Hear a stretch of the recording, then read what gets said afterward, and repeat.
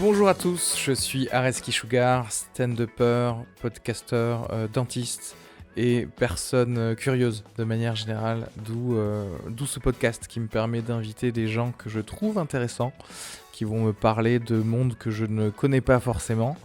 Et aujourd'hui justement je recevais Charles Stevens, qui est un confrère, j'allais dire, de stand-up, puisque il évolue avec moi sur la scène parisienne de stand-up, mais en anglais, parce que je fais du stand-up en anglais. Alors je m'étais un peu promis au début de pas forcément faire d'épisodes avec des stand-uppers pour Sugar Free, en français en tout cas, puisque j'ai un autre podcast avec des stand-uppers en français qui s'appelle Le Meilleur Podcast, où en général on est 3 ou 4 stand-uppers à dire des conneries pendant 1h30, 2h d'ailleurs. Bon, allez vous abonner à ce podcast si c'est pas déjà fait.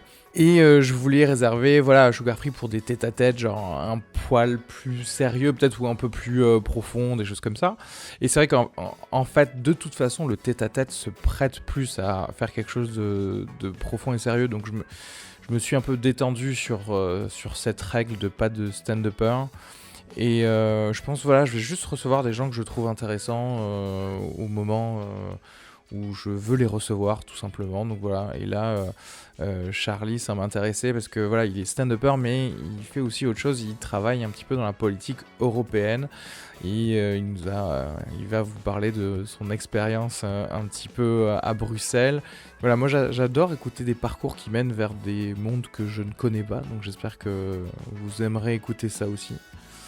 J'essaie de me détendre aussi sur le podcast à pas trop monter, par exemple, pas faire de montage au niveau des discussions. C'est vrai que j'en fais un petit peu, parce que j'ai toujours l'impression que, voilà, non, il faudrait que je supprime cette partie de 5 secondes, parce que je me dis, il y a un petit temps mort, ou je sais pas quoi. Mais voilà, je dis ça, et en même temps, je vais être la première personne à prôner le naturel dans les podcasts. Donc voilà, c'est un combat contre moi-même que je fais, et j'essaye petit à petit de lâcher prise un peu sur la surproduction d'un épisode. Non pas qu'il y ait trop de moments chiants en fait dans cet épisode avec Charlie, ça c'était très bien, mais voilà, simplement pour dire que voilà, qu'est-ce qui évolue petit à petit dans le tout, parce que en faisant moins de montage, j'ai l'impression aussi que je vais être obligé à améliorer au niveau de ma façon de conduire un peu la discussion. J'espère que ça va vous plaire. N'hésitez pas à suivre Charlie sur les réseaux sociaux. Vous avez les liens dans le descriptif, son Instagram, sa page Facebook. À me suivre également, Areski Sugar. Allez sur sugarfree.com, mon site web où vous allez pouvoir voir toutes mes dates de stand-up à Paris, mais aussi tous les autres podcasts que je produis. Abonnez-vous partout, mettez 5 étoiles sur iTunes, voilà, comme d'habitude. Gros bisous à tous et très bonne écoute.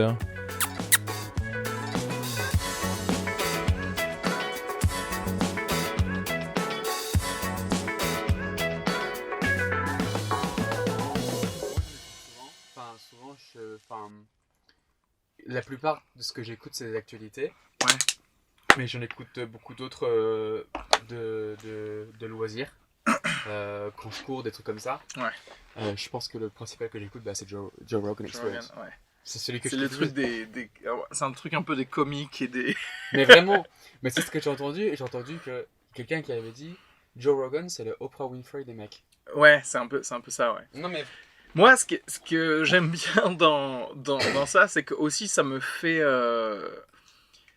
Moi, c'est un truc que j'aime bien aussi écouter les gens avec lesquels je suis pas forcément d'accord sur plein de trucs, tu vois. Et alors déjà, lui, il en reçoit. Mais même lui, parfois, je suis pas d'accord avec ce qu'il dit, spécialement parce que tu sais, il y a le côté... il est très américain. Tu vois, genre, le côté très... par exemple, pour moi, en tant que Français, le gun control, c'est évident. Genre, n'ayez pas de gun, ça fait du... Oui. Il n'y aura jamais de mass shooting si t'as pas de gun, quoi, tu vois. Ouais. Mais du coup, c'est intéressant parce que j'ai l'impression de m'affûter sur des possibles arguments que je pourrais avoir avec d'autres personnes, en fait. Oui. Alors que des gens que j'ai autour de moi, j'ai l'impression qu'ils aiment bien écouter juste des podcasts où ils sont juste toujours d'accord avec tout ce qu'ils écoutent, en fait, tu vois. Non, t'es pas... Si, je pense... Enfin, Enfin, le truc, c'est que je pense qu'on se prend tellement la tête sur tout et partout. Enfin, Twitter, c'est que ça. Ouais, Twitter, c'est ouais. juste ça. Hein. Twitter, c'est juste. Enfin, je suis pas le premier à le dire, c'est juste des millions de gens qui se gueulent dessus. C'est clair. C'est juste ça. Ouais. Et je pense que les gens, ils veulent. Enfin, ils veulent quelque chose où il n'y a, pas d'ambiguïté, où il n'y a pas vraiment de débat, des trucs comme ça. Après, je pense que si les gens ils écoutent des podcasts aujourd'hui aussi, je pense qu'ils veulent un fond sonore calme aussi. Ouais, une recherche d'un truc plus lent, plus long, Voilà. pas forcément dans des gens qui s'engueulent, quoi. Parce qu'en vrai, n'importe quel débat politique, si tu leur disais non, mais en fait, les gars, on a vraiment 5 heures que pour vous deux, Ouais. ça irait pas dans les tours en mode, tu sais, Mélenchon, mais style, si tu vois, ce serait juste, ok, en fait, vous pensez ça, et ben, je sais pas, Jamie pull that up, tu vois, justement, viens, on cherche les statistiques, quoi. Ouais. Et normalement, pour moi, genre, le vrai journaliste, ce serait ça, c'est tu sors le truc et tu dis, bon, bah, voilà, en fait, c'est ça. Donc déjà, vous avez tort quand vous avez dit que c'était un autre chiffre. Ouais. Donc, qu'est-ce que vous proposez? Réagissez. Ouais, voilà, réagissez. Et ok, sujet suivant maintenant. Bah oui, ça prend 1 heure par sujet, bah c'est la vie, quoi. Oui. Bah, justement, c'est quand Joe Rogan il avait reçu Bernie Sanders. Ouais. Pour moi, c'était ah ouais, d'accord, Bernie Sanders, il a tout compris. Puisque Joe Rogan, il répétait sans cesse, ouais, les gens, ils ont un petit peu. Enfin, tu veux pas faire un débat sur l'avortement avec 5 intervenants en 10 minutes sur CNN, tu vois. C'est impossible. Surtout, tu sais, il y a ce faux truc qui est ancré dans le cerveau des gens. C'est l'équité, l'égalité du temps de parole. C'est genre, toi, tu vas avoir 5 minutes pour me dire la Terre est plate. Toi, tu vas avoir 5 minutes pour m'expliquer pourquoi elle est ronde. Et en fait, en vrai, non.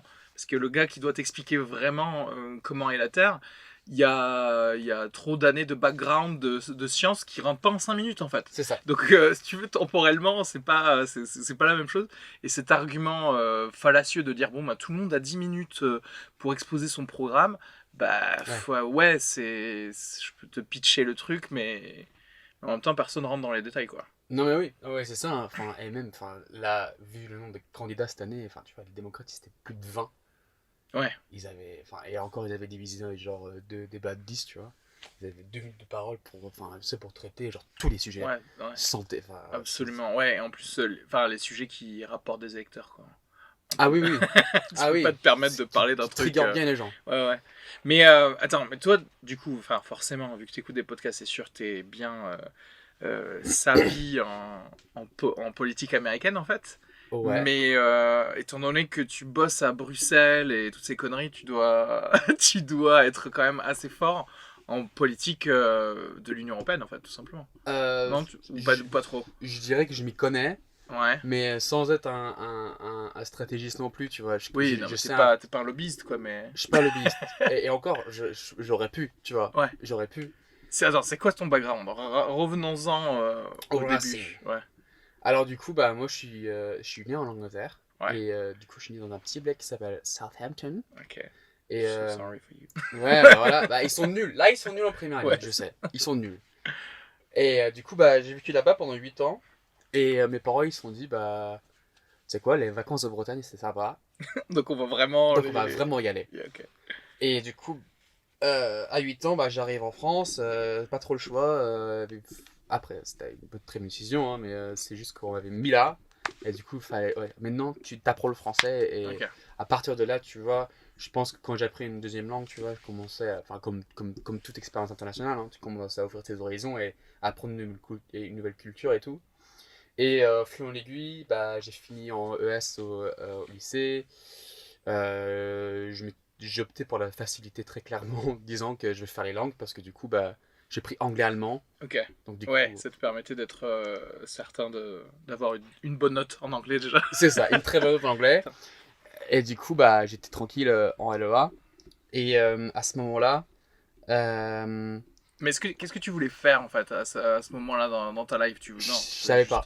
Je savais pas, j'avais pas vraiment mon but défini dans la vie, mais je savais que je voulais genre au moins réussir, tu vois, dans le sens où je voulais avoir un boulot avec un certain prestige et un salaire où j'allais être bien, Tu vois. Ok. Ça, Mais c'était un truc donné par tes parents, un peu le côté, tu sais, tu dois être safe niveau salaire, Ouais. safe niveau. Ouais. Ouais, bah, c'est vraiment la sécurité. Après, ils m'ont pas poussé à l'excellence non plus, tu vois. Mes parents, enfin, moi et ma sœur, ils nous ont fait vachement confiance parce que du coup, enfin, ils nous disaient jamais, ouais, bah, c'est tout, genre, j'ai jamais mis d'avertissement parce que du coup, ils savaient qu'on allait réussir, Ouais. qu'on n'avait pas le choix, tu vois. Ouais. Parce que sinon, bah, on savait qu'on était dans la merde. Euh, Non, mais ah, c'est important parce que c'est pas tous les parents qui font comprendre que t'es dans la merde. Si t'es pas. Tu vois ouais, ce que je- ouais. Mais je pense que nous, on savait, enfin, disons que dans la famille, on avait des influences qui, euh, qui nous disaient, ah ouais, c'est comme ça qu'on finit si on rate nos Ah, études. ok, d'accord, ok, Donc, oui. Donc il y on avait a, un peu les warnings. Merde. ouais. Ouais, ok. Et donc, du coup, on savait, on avait un petit peu, ouais, un preview de ce qui se passait si ça se passait mal. Mais après, du coup, bah, mes parents, ils m'avaient toujours dit, bah, tu sais, enfin, il faut être safe et tout. Et je pense que ça rentre un petit peu dans l'humour aussi, enfin, dans le sens où, après, on va y venir, hein, mais dans le sens où, je Oui, sais pas si je me jeterais là-dedans à cause de ça, j'ai oui, toujours ça, oui, un petit peu, c'est pas ton truc primaire en fait. ouais, D'être, parce que pourtant, c'était un truc qui t'attirait, toi, faire de l'humour. ouais, mais ça aussi, c'est un truc qui m'est arrivé par hasard, et c'est arrivé dans mes études. En fait, finalement, puisque quand j'avais été en langue, il y avait un talent show qui était organisé par ma fac, Ouais, organisé par le LLCE, donc du coup c'était purement anglais. d'accord.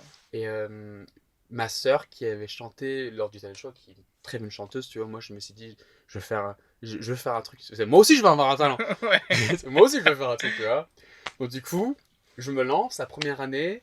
Et en fait, dans ma vie, enfin, j'ai vraiment genre puisé un petit peu partout. Genre, j'ai fait un petit peu de cinéma, j'ai tourné quelques films, tu vois, quand j'étais gamin. J'ai aimé la musique, mais jamais à 100% où genre j'étais Ouais, un expert, où c'était un vrai hobby, tu vois. ouais. Et du coup, je me suis dit, première édition du Talent Show, je me suis dit, ouais, vas-y, je vais faire du rap. D'accord. Donc, tu vois, moi qui fais du rap, Ouais, bien sûr, tu t'es influencé par Eminem, tu t'es dit, ça y est. exactement, genre, j'avais le background d'Eminem, Trailer Park et tout. Trailer Park de Bretagne. Bah, Trailer Park de Bretagne. Et du coup, bah, j'ai fait du Macklemore très clairement parce que j'avais pas à prendre de risque et Ouais. j'ai fait un truc hyper gênant avec un gros drapeau irlandais. C'était. Donc, du coup, c'était n'importe À quoi. quel âge ça? J'avais alors 19 ans. D'accord. 19 ans. Et Juste après le bac, justement, quand t'as commencé tes trucs, quoi. Non? ça, c'était quand j'étais en L1. Ouais. Ouais, donc juste après le bac, quoi. Juste après que je devenais adulte, entre guillemets, tu Ouais. vois. C'est la période où tu te dis, ouais, putain, je suis 18 ans, je suis responsable, tu vois. Ouais, Je sais soi-disant. faire mes courses. Ouais, Alors qu'en fait, alors qu'en fait, rien ouais, du tout. ouais. Et genre, moi, quand je pense à moi à 18, je dis, con, putain. bien sûr. Non, Quelle mais la bien foutre. entendu, mais tu n'es pas un être humain avant 25 ans, de toute façon. Donc, Ah, pas du tout. Moi, je me suis toujours pas rendu, hein. Très clairement. Et du coup, l'année suivante, je me suis dit, bon, le rap, on va peut-être laisser tomber. Ouais. Et finalement, enfin, je sais que ça fait vraiment tous les mecs qui disent le moment, ils disent ça. Je savais que je faisais trop bien rire mes potes. Donc du coup, je me suis dit, pourquoi pas le faire sur scène? Ouais. En fait, vraiment, c'était ça, tu vois, j'avais quelques histoires drôles d'être un mec anglais en France. Ouais.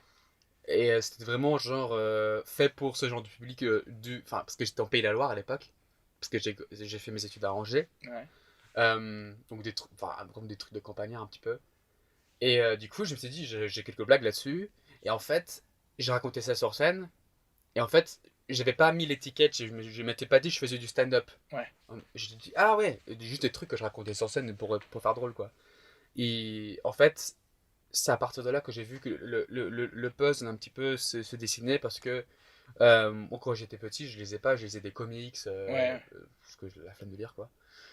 Très rarement. Et en Angleterre, il y a une culture de stand-up qui est vraiment, vraiment très forte. Oui, beaucoup plus qu'ici où c'était même du coup. Enfin, tout le monde dit que c'est naissant même maintenant, mais clairement, ça veut dire que quand t'as commencé, c'était encore plus quoi. Ouais, bah en fait, moi ce qui m'a inspiré le plus, c'était les samedis soirs sur BBC One.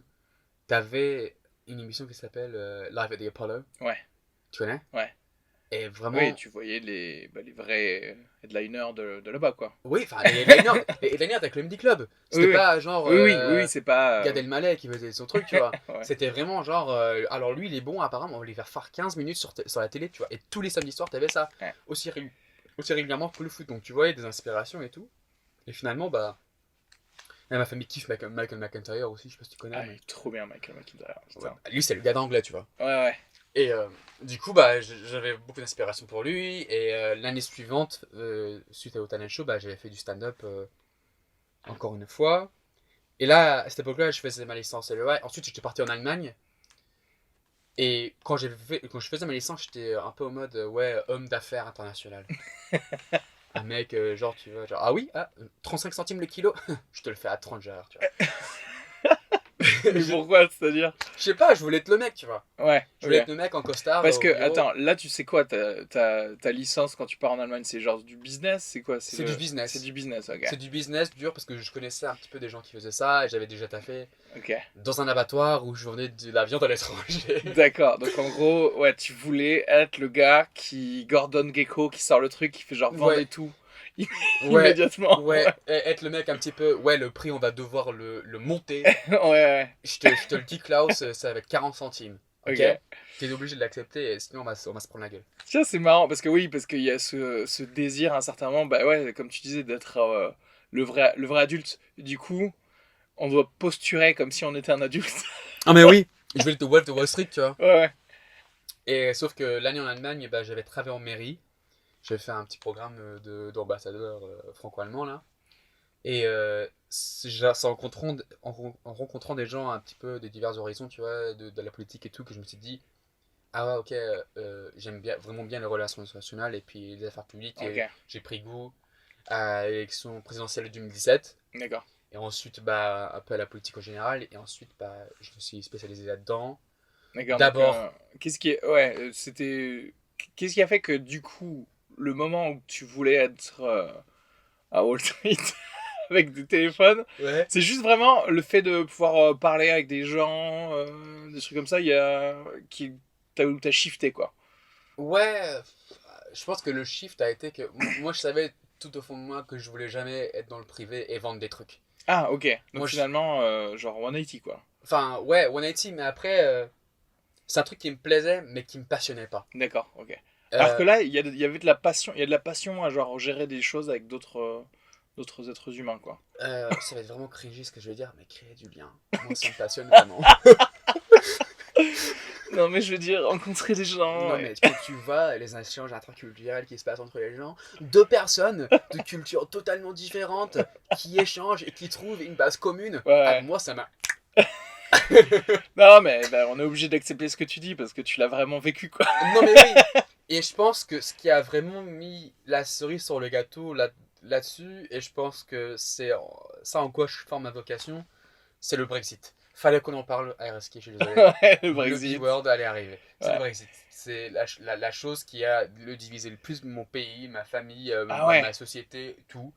Et du coup, je me suis dit à partir de là où je voyais qu'il y avait un monde qui partait en couille de droite à gauche, que je voulais en quelque sorte mettre les gens en lien et puis qu'on parle plus quoi. Et c'est pour ça que je kiffe les podcasts aussi. Ouais. Parce qu'on parle. Et surtout Joe Rogan, parce que du coup, même les gens qui se mettent pas d'accord, on peut quand même débattre. Et reconnaître l'humanité dans l'autre, quoi, en fait, Ouais. même s'il y a des opinions différentes. Ouais, Même ouais. s'il y a des connards, tu vois. Mais agree to disagree. C'est marrant parce que nous, la vision française du Brexit, enfin, on est assez détaché, tu sais, on se dit, bon, on veut bien repartir sur le concret des conséquences, tu sais. Et le concret des conséquences, on est là, genre, ouais, bon, ok, ça va être genre un poil plus chiant pour aller à Londres, mais encore pas trop, tu vois. On n'est pas vraiment dans le détail, enfin, tout le monde en parle aux infos, mais jamais personne ne dit vraiment les trucs. Mais Ouais, effectivement, quand on parle à des Anglais, là par contre, c'est un autre monde, quoi. C'est vraiment le tremblement de terre, en fait. C'est le sujet le plus sensible et c'est la tornade la plus la plus violente qui s'est passée en Angleterre depuis genre, Ouais. des décennies quoi. Enfin franchement c'est un traumatisme. Non, mais t'es pas le Vraiment. premier à me dire que dans ma famille, on s'est déchiré entre guillemets, Non, genre, mais juste parce qu'on n'a pas les mêmes, on n'est pas d'accord sur le oui ou non, quoi. Bah oui, mais c'est ça. Mais en fait et c'est encore plus compliqué pour nous puisque non seulement c'est qu'on n'est pas d'accord, mais c'est que nous on vit en France et du coup quand des membres de la famille votent Mais pour un système où nous on devrait revenir, et oui, c'est un petit peu genre niquer votre vie en France quoi. ouais. Tu Oui, c'est vois? genre vraiment là pour le coup, il y a un vrai impact total sur ta vie quotidienne, quoi. Ah mais oui, mais tu vois genre Enfin, moi, il demande à la famille, enfin, surtout en France, tu vois, et il dort plus. Il Ouais. dort plus parce qu'on sait pas ce qui va arriver. Après, je te dis pas qu'on est persécuté non plus. Oui. Mais c'est juste qu'on sait pas ce qui va se passer. Oui, vous n'êtes Parce- pas ultra safe quoi, par rapport aux décisions. Ah non, pas du tout. Ouais. Pas du tout. Et ça, du coup, quand c'est arrivé, tu t'es dit, ouais, non, en fait, il y a. Ouais, genre, épiphanie, faut que je sois dans ce cercle où ça se décide, en fait, ou quoi. Ouais, le cercle, après, franchement, il il y a une évolution un petit peu de mes envies, puisque au moment où je me suis intéressé à la politique et tout, je me suis dit, ah oui, il y a des choses à faire, dans le sens où je vais participer au débat, je vais faire partie du débat, être l'un des participants, genre dans le sens où le pour ou le contre. Et c'est quand enfin, du coup, quand je suis revenu en France, et j'ai commencé à me mettre dans la peau de la politique. Je m'étais engagé dans un parti et je faisais des simulations de politique aussi. Et en fait, c'est là que j'ai remarqué, enfin, on teste des trucs dans la vie et on les pousse à une certaine limite. Et là, on se dit, ah ouais, c'est trop, et on revient, tu vois. Oui, Et je pense que dans la politique, euh, j'avais pris goût au pouvoir. Mais vraiment, je sais. C'est-à-dire, qu'est-ce que tu pouvais tester quand t'étais dans le... Oh mec, j'avais fait une simulation du Parlement, je gueulais sur les gens. C'est génial quand tu gueules Ah, sur mais les vous, gens. ah, ok, vous faisiez vraiment genre la fausse assemblée, quoi. Oui, j'étais le leader du parti de l'extrême gauche. Ouais. Et je disais, vous êtes tous des enculés capitalistes. Franchement, allez, niquez vos mères et tout. Et du coup, je faisais le mec. Et par exemple, quand il y avait des négociations sur des amendements, des trucs comme ça, Ouais. et quand je disais, si vous votez pas pour nous, genre, on va vous défoncer. Et il y avait une meuf qui n'avait pas voté pour nous et je l'ai fait pleurer. Et franchement, Genre dans une simulation, dans quoi. une simulation à l'école. Et du coup, bah, tu vois, à ce moment-là, moi, je me suis dit, bah, je kiffe, tu vois, parce que du coup, bah, j'ai ce pouvoir sur quelqu'un, genre, de dire oui ou non. Et ça faisait vraiment très House of Cards, tu vois. Oui. Et donc voilà, et j'ai vu que non seulement il y avait cette dimension du goût de pouvoir et d'influence sur les choses, mais aussi je voyais que ça prenait de plus en plus de temps et de fatigue sur moi-même. Donc tout ça pour dire que finalement j'ai pris goût au pouvoir et après je me suis dit que c'était malsain et maintenant c'est plus pour la vocation que j'aime ça. C'est plus pour la vocation et créer un dialogue et vraiment genre juste qu'on parle quoi, parce que je pense que ce qui est vraiment toxique dans tout ça, c'est la polarisation, tu vois. Ouais. Mais du coup, là, parce que là, tu bosses pour Politico. Pas encore. Pas encore. Donc je peux dire ce que je veux. Ouais, mais janvier, enfin déjà cet été, t'as bossé pour Politico. Ouais. Et tu rebosses, mais on est d'accord, c'est un journal, enfin un journal. Un journal numérique. Ouais, un journal numérique, j'allais dire, ouais, online. Ouais. Ouais, et qui. Mais du coup, voilà, pourquoi. Alors, est-ce que pour toi, ce serait un moyen, genre, de faire vraiment de la politique, c'est-à-dire qu'après, tu sais pas, tu t'y peut-être intégrer, genre, le staff de. Tu vois, au début, j'imagine c'est comme ça, intégrer le staff d'un politique que t'aimes bien ou des choses comme ça. Mhm. Ou c'est où tu te dis, non, en fait, je pense que ma place, elle est justement dans le fait de relayer les informations, etc., etc. Alors, je tiens juste à préciser que quand je suis à Politico, je suis pas un journaliste. Je travaille dans l'événementiel, donc du coup, c'est les événements qu'ils organisent, qu'ils mettent en place. Et ah ouais, donc t'es vraiment dans créer du lien. Créer du lien. Putain, mais c'est ouf, quoi. Ouais. Ouais, non, mais vraiment. Donc j'ai vu mon rêve. En fait, tu veux rencontrer des gens, quoi, depuis le début. Après, quand je te dirai le lien, le type d'événement dont il s'agit, tu vois, ça perd un petit peu de cette valeur, tu vois, un peu de truc. Parce que. J'organise des Skype. Ouais, j'organise des Skype, j'organise des. Je fais des webcams devant des gens. Il y a un Discord Politico avec tous les députés. Oui, c'est ça, j'organise un chat. En fait, je crée du lien, mais sur Facebook, en fait, je fais un groupe. J'organise des tournois Fortnite entre les lobbyistes et les politiques. Et du coup, bah ouais, ça polarise moins, du coup. Ah bah ça polarise moins, tu sais, franchement, un petit Fortnite, Battle Royale, et puis c'est bon, tout est réglé, tu vois. Ah bah oui. Sur tel ou tel débat. Non, mais du coup, je m'étais intéressé aux affaires européennes parce que justement, ironiquement, vu le Brexit, tu vois, parce que l'Union européenne n'est pas parfaite, hein. Genre, je le dis direct, moi j'ai envie d'y rester, tu vois, mais c'est pas parfait, il y a des choses à changer, il y a beaucoup de choses à changer même. Mais j'avais un peu l'esprit ouvert en rentrant dans cette formation et je savais que Bruxelles m'attirait, que la vie là-bas, je kiffais aussi. Et que j'allais tomber sur. Enfin, j'allais bien voir. Tu vois. J'avais pas d'objectif précis. Et si jamais je tombais sur un truc qui me plaisait pas, procès par élimination, je raye de la liste juste quelque chose qui m'intéresse et je prends le dernier qui reste, quoi. Donc du coup, j'avais déjà des contacts chez Politico et puisque j'avais fait un truc pour les jeunes là-bas, c'était pour promouvoir les études européennes, et enfin c'était un salon, bref. Et moi je kiffe lire Politico de toute manière, enfin voilà. J'ai décroché un stage dans l'événementiel où justement ils font des événements sur des thèmes précis, genre par exemple sur la cybersécurité ou des trucs comme ça. Ouais. Et ils me mettent des députés sur la scène et tout. Non, mais en fait, tu sais, c'est comme ça que tu deviens homme politique après, tu sais, parce que tu te crées un réseau de ouf. Ouais, mais c'est ça, hein. Mais mec, tu verrais. Là, cybersécurité et tout ça, tu vas finir député. Non, mais après, je sais pas ce qui me réserve, tu vois, j'ai pas d'objectif précis. Encore une fois, être agrégé, moi je fais ce qui me kiffe et puis après, je verrai sur bien un truc, tu vois. Ouais. J'ai pas d'objectif précis, tu vois, moi j'ai juste envie de kiffer et puis de créer du lien et puis. Et voilà, Politico, j'avais kiffé l'ambiance là-bas, les collègues qui sont devenus mes amis. Politico, raconte-moi, c'est un peu. Alors, enfin, je sais pas, là pour le coup, tu vois, je pourrais même pas dire s'il y a une obédience plus. Il n'y a pas. Enfin oui, mais c'est ce que tous les journaux vont te dire. Ouais, c'est vrai. Non, nous on est vraiment ultra impartiaux. Ouais. 10 minutes. Tu sais. Alors en fait, c'est pour ça qu'ils sont assez innovants Politico, parce que ils avaient commencé aux États-Unis avec deux ex-journalistes du Wall Street Journal ou Washington Post, je ne me souviens plus. Jamie. Pas si je raconte pas de la merde. Bref, ça l'un des deux. Et du coup, ils avaient monté un petit peu leur truc et ils voulaient un truc numérique parce qu'ils savaient. C'est le défi maintenant pour les journaux, c'est comment est-ce qu'on fait pour survivre. Et pour l'instant, le modèle, c'est on fait du putaclic et des pubs. C'est tout. Eux, ils sont sur abonnement du coup, Politico. Alors, comme Mediapart ou pas trop. Alors, leur système d'abonnement est assez compliqué. En fait, si tu veux, tu as le contenu gratuit qui, lui, génère un petit peu de revenus sur les pubs. Mais ils ont un système d'abonnement qui s'appelle Politico Pro. Et en fait, par exemple, les lobbyistes à Bruxelles et en France et partout, en fait, la plupart de leur taf, c'est de faire de la veille. Donc ça veut dire qu'ils vont dire à leurs clients, voilà ce qui s'est passé à Bruxelles le jour J sur tel sujet dans la santé ou je sais pas quoi. Et en fait, Politico, ils font un petit peu la même chose, j'ai envie de dire. Parce qu'en fait, ils font Politico Pro et t'as des packages selon le domaine stratégique qui t'intéresse. Donc disons, t'es Google, tu vas prendre Politico Pro, la tech, quoi.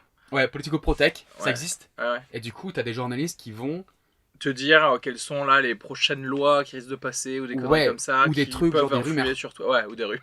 Des rumeurs, des trucs comme ça, tu vois. En fait, c'est du ok, c'est le côté c'est le côté gathering information du lobbyiste, quoi. C'est en gros, c'est genre, on va juste aspirer tous les trucs qui se disent dans son domaine et te les fournir, quoi. Ouais, après, c'est pas de la vie personnelle. Ça veut dire qu'ils mettent ça dans une newsletter et tu t'abonnes aux newsletter. Après, libre à toi de croire ou pas. Ah oui, mais vraiment, enfin, moi en tant que stagiaire là-bas, j'étais abonné automatiquement et je peux te dire que les updates, genre, j'en avais, facilement 300 000 par jour, un truc comme ça. Ah oui, d'accord. Parce que j'étais abonné à toutes les newsletters aussi. Oui. Mais le truc, c'est que, eux, leur principe, c'est qu'est-ce qui s'est passé, mets-le moins en 3 paragraphes pour que ce soit compréhensible, et ça part. D'accord. Donc du coup, au moins, t'étais vraiment genre... t'étais vraiment genre au courant de ce qui se passait, genre au fur et à mesure de la journée, et puis voilà quoi. Donc du coup, c'était vraiment des gros, comme je te dis, Google qui s'intéresse à ça, c'est des gros contrats. Hein. Donc là, qu'est-ce que, vu que tu bosses là-dedans, mais aussi dans le côté événementiel, qui est-ce que tu rencontres en fait là-bas? Tu rencontres j'imagine d'autres journalistes déjà de base, mais des gens peut-être, des hommes politiques quoi, forcément. Ah oui, des députés, et des femmes. Ouais, et des femmes politiques, bien sûr, bien sûr. Alors c'est marrant parce que du coup tu parles bien allemand aussi. Je parle couramment allemand. Tu parles couramment allemand. Du coup ça veut dire que toi tu as trois, j'allais dire 3 pays, non, parce qu'après tous les autres qui parlent anglais, tu peux communiquer avec eux quoi. Mais en gros t'as les trucs forts de l'Union européenne où tu surfes sans problème quoi en fait. Je dirais pas sans problème avec l'allemand puisque ça a rouillé un petit peu Ça rouille vite, hein, l'allemand. Ouais, ça rouille vite. Hein. Mais, ouais. Mais du coup, enfin, j'essaie quand même d'interagir avec des Allemands de temps en temps, tu vois. Et aussi, bah, si j'ai des petits cours de Duolingo et j'essaie de retenir ça aussi. Ouais. Mais, euh, mais ouais, bah, j'ai gardé ce côté-là et ça m'aide vachement. Mais à Bruxelles, de toute façon, c'est anglais-français. Et ils font le mélange un petit peu des deux, tu sais. Ils vont... Donc en fait, le truc, c'est que vu que tu sais que tout le monde parle au moins les deux langues, Oui. Ouais, donc ça va. enfin, c'est ce genre de personnage insupportable qui va faire un franglais tout le temps. Oui, oui. Parce qu'en fait, Bah, tu bienvenue sais que dans tout le monde... ce podcast. Non mais vraiment, mais oui. On peut parler. C'est ça le problème, franchement. Ce- C'est comme entre nous quand les stand-uppers qui sont Oh, ouais. français mais qui jouent aussi sur la scène anglaise. Ah Du coup, oui. on se dit, on peut totalement se décontracter et se décomplexer à rajouter des mots en anglais tout le temps. Non mais c'est vraiment ça, hein, c'est ça. Ah oui, donc le setup. Oui, de mais oui. Ouais, et Mais pour moi, ça me semble une phrase normale. Ouais, en genre... fait. Oh, moi j'ai un tag pour ta blague. Quoi? Un tag? Non mais ouais, du coup... Enfin... ouais. Ouais, bah... Enfin, tu vois, genre, je kiffe travailler en Europe et je vais y rester, quoi. Ouais. Et Politico, c'est le kiff Mais là, ouais. je sais bien que, bon, là, t'es dans le mode, bon, je fais ce dont j'ai envie, là, en ce moment. En ce Mhm. moment, j'ai envie de faire ça. Mais, admettons, genre, claquement de doigts, tu peux faire un peu ce que tu veux. Tu ferais quoi? Est-ce que, genre, mais genre, vraiment, si on te dit, tu peux rentrer dans le, je sais pas, tu peux être chef de cabinet de Boris Johnson. Oh, mec. Non, Franchement. ou je sais pas, tu vois, je travaille dans un ministère ou alors faire autre chose dans Politico ou un truc comme ça, Ah ouais? tu ferais quoi? Tu choisirais quoi? Alors, ça dépend où là... Enfin, tu vois, parce que l'aspiration, c'est d'avoir le plus d'influence possible dans ce que tu veux acquérir, tu vois. Et là où... Enfin, c'est chef d'État, hein. Donc c'est ça que tu veux faire pour obtenir ce que tu veux. Donc faire du changement, des trucs comme ça. Après, si tu me demandes dans un sens général de ce que je vais faire de ma vie, moi franchement, je te dis 100% Je humour sais pas. Ah, l'humour, ah ouais. direct. C'est le grand kiff. Et tu vois, genre, toi et moi, enfin, et comme n'importe quel stand-upper qu'on dit, enfin, toi aussi, on t'a posé la question. Mm. Donc, genre, des potes qui viennent te voir et tout, ils voient que en fait, t'es pas une merde. Et qu'ils disent, ah non, mais du coup, Areski, c'est vraiment trop cool. Ah ouais, donc du coup. Donc, si jamais Ouais. tu perces, Ouais. est-ce que. Oui, qu'est-ce que. Oui, Est-ce que tu poursuis quittes, ça ou pas? Ouais, alors, c'est intéressant parce que. Bah, non, parce que je pose la question parce que. Vu que toi, t'es dans un truc où tu vois, tu recherches aussi un endroit que tu pourrais encore plus kiffer dans ce monde-là. Ouais. Je me disais, c'est peut-être un monde du coup que tu kiffes plus que le monde de l'humour. Alors qu'en fait, pas forcément quoi. Parce que moi, je me dis, tu vois, enfin, moi ça y est, je suis dentiste quoi. Il y a pas genre, enfin, je pourrais genre faire, enfin, j'ai déjà une espèce de semi-spécialité, mais genre, si je me spécialisais encore plus en autre chose. Et enfin, mais là, je suis pas du tout dans ce délire-là, justement, parce qu'au contraire, je voudrais presque m'en éloigner un peu. Ouais. Mais comme toi, t'es encore, tu vois, un peu excité par le côté politico, Union Européenne, je me dis, ah, mais il Ouais, ressent encore de l'enthousiasme, en fait, pour ce qui n'est pas l'humour, en fait. Ah Donc, oui. ou c'est juste que t'es une personne plus enthousiaste que moi, en fait, c'est peut-être ça. Peut-être, hein. Peut-être. Bah, en fait, ouais, c'est assez intéressant comme question. Puisque je sais que dans les deux domaines, tu vois, je sais qu'il y a une perspective un petit peu d'évolution dans le sens où, genre, je suis confiant dans mes capacités de faire, Mhm, pour l'instant, mhm. en tant que débutant, parce que je débute dans les deux, hein, Ouais. autant dans l'humour que dans le monde Ouais, professionnel. bah, Et je sais que, enfin, par exemple, des idées que je peux avoir peuvent plaire à des gens dans l'humour et dans la politique. Et je. Et.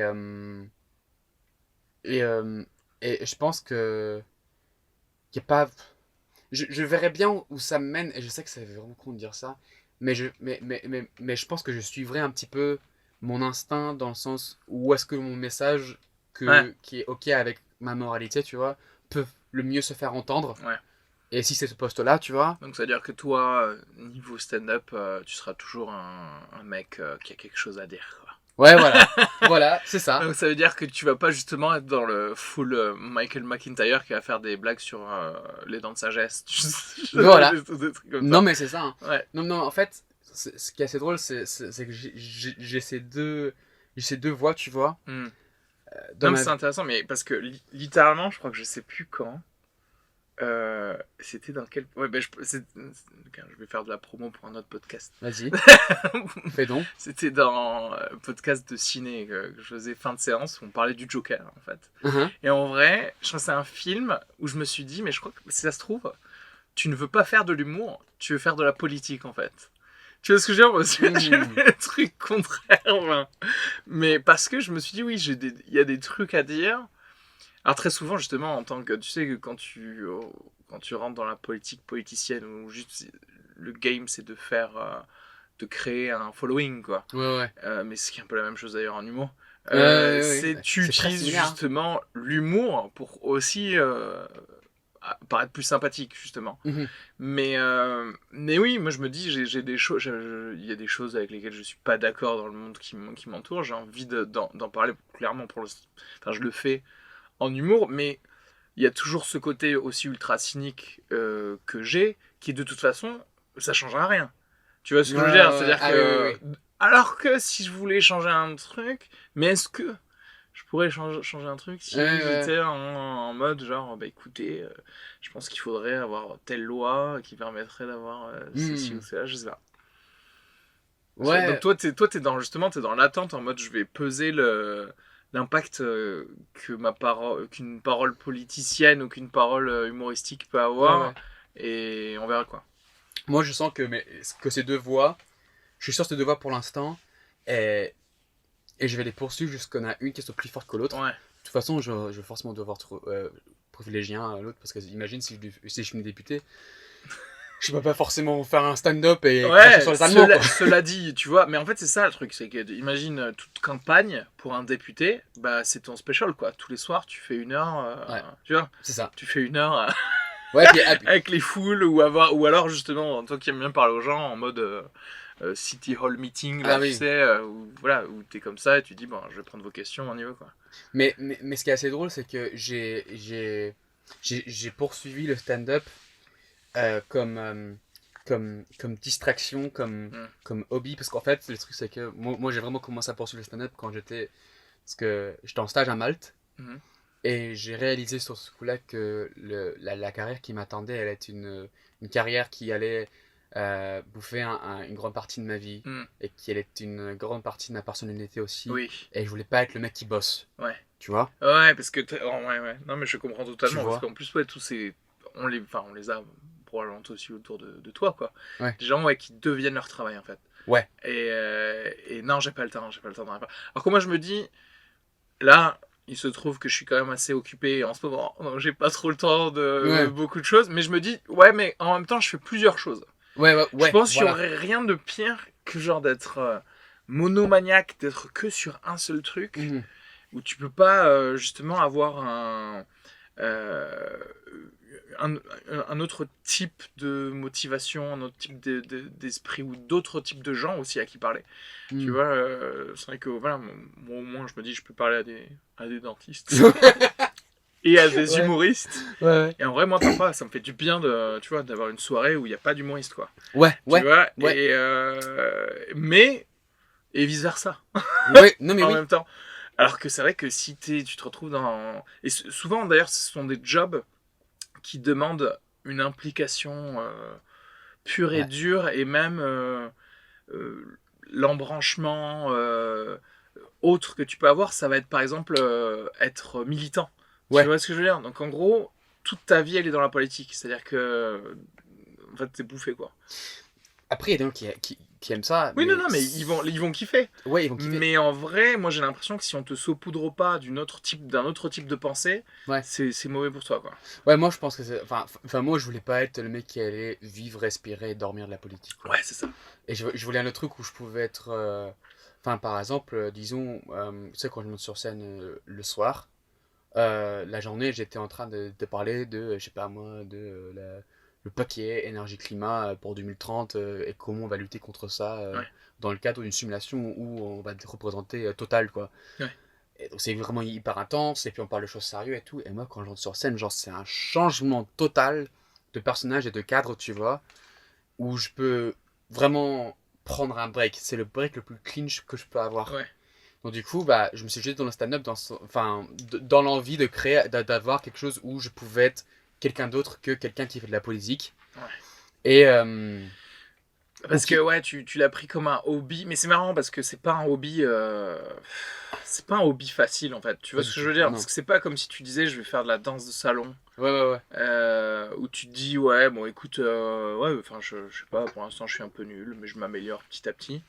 Enfin oui, c'est littéralement ce qui se passe, sauf que pendant que t'es nul, ça fait vraiment chier quoi. Ouais. Tu vois ce que je veux dire? Tu peux être un couple parmi 15 couples qui font du foxtrot, ouais, et que t'es un peu nul, tout le monde s'en fout en fait.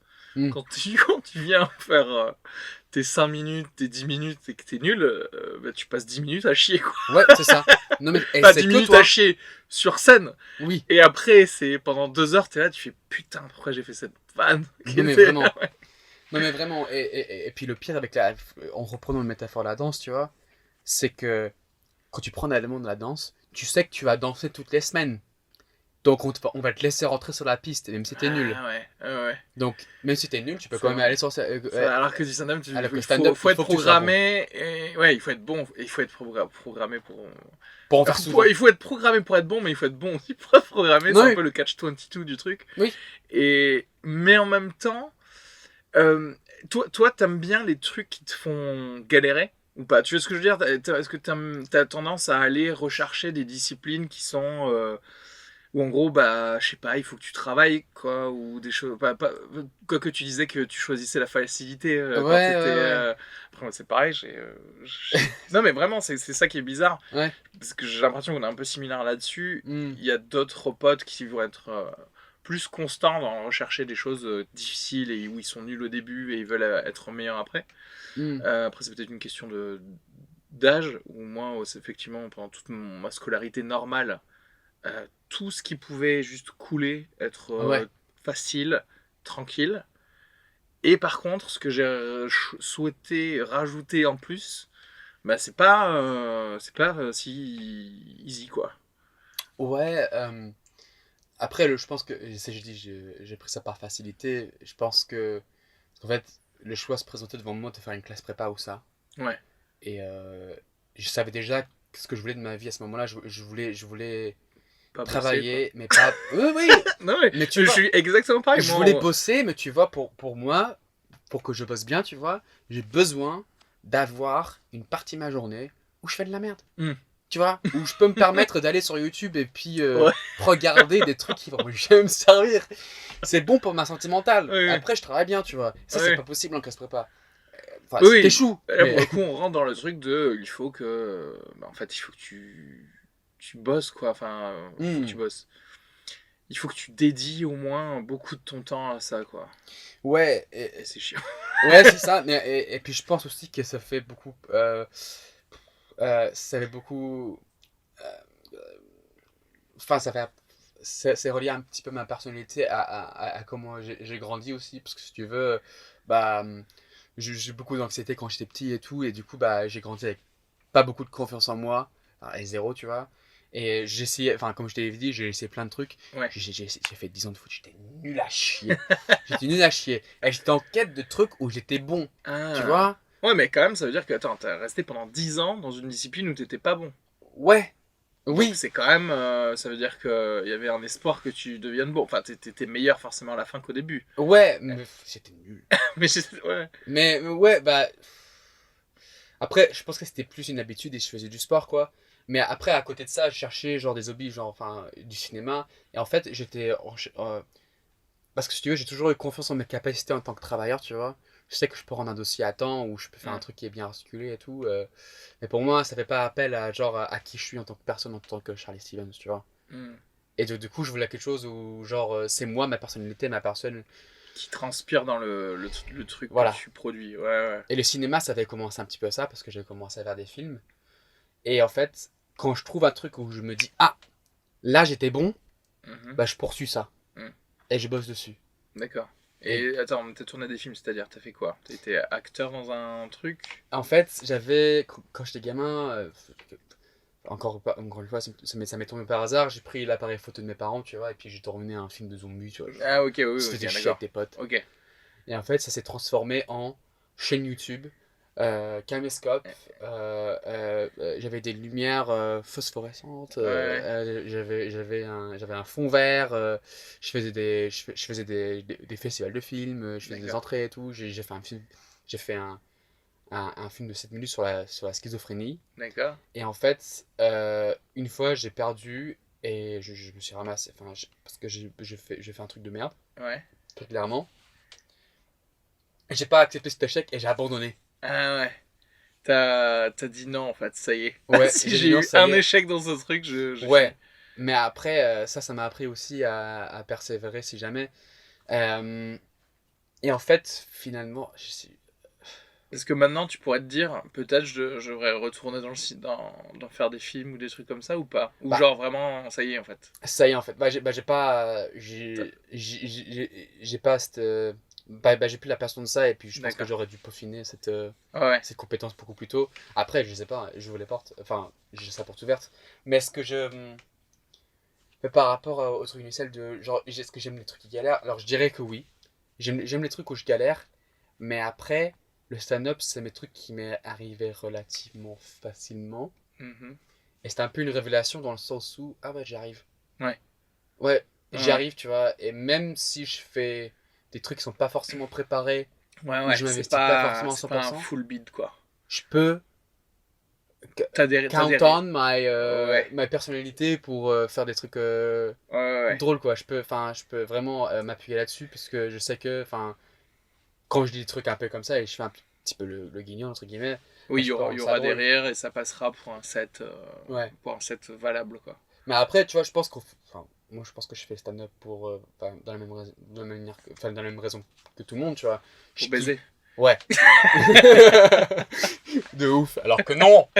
Alors que non, pas du tout. Ça ne marche pas. Tout le monde croit. Et tu sais, on m'a posé la question le jour, quand j'étais à Strasbourg. On m'a dit, ouais, ça t'arrive souvent que, genre, après un spectacle, genre une meuf qui t'arrive et tout, puis après tu rentres avec et tout. Je dis, non, jamais. Ce que les gens savent pas, c'est que déjà de base, après euh, un spectacle, un truc comme ça, en fait, on reste tellement trop souvent entre comiques à continuer à blaguer ou à débriefer des trucs, etc. Et tu sais, parfois il y a des gens, ce qui est des spectateurs, qui essaient de rentrer un peu dans le cercle. Ouais, ouais, Et ouais. même si, en plus, moi je suis assez genre, allez, ouais, ouais, ok, genre, on va s'intéresser à toi, etc. Mais très vite, ils se font éjecter par le blob d'humoristes, tu sais, comme si c'était un organisme un Oui. peu Ouais. vivant, tu sais, ils font genre, non, mais en fait, C'est le marticorn. t'es pas assez drôle pour rester dans le truc, Tu sais parce que c'est un tag. Oh. le truc de Ah. connard, tu sais.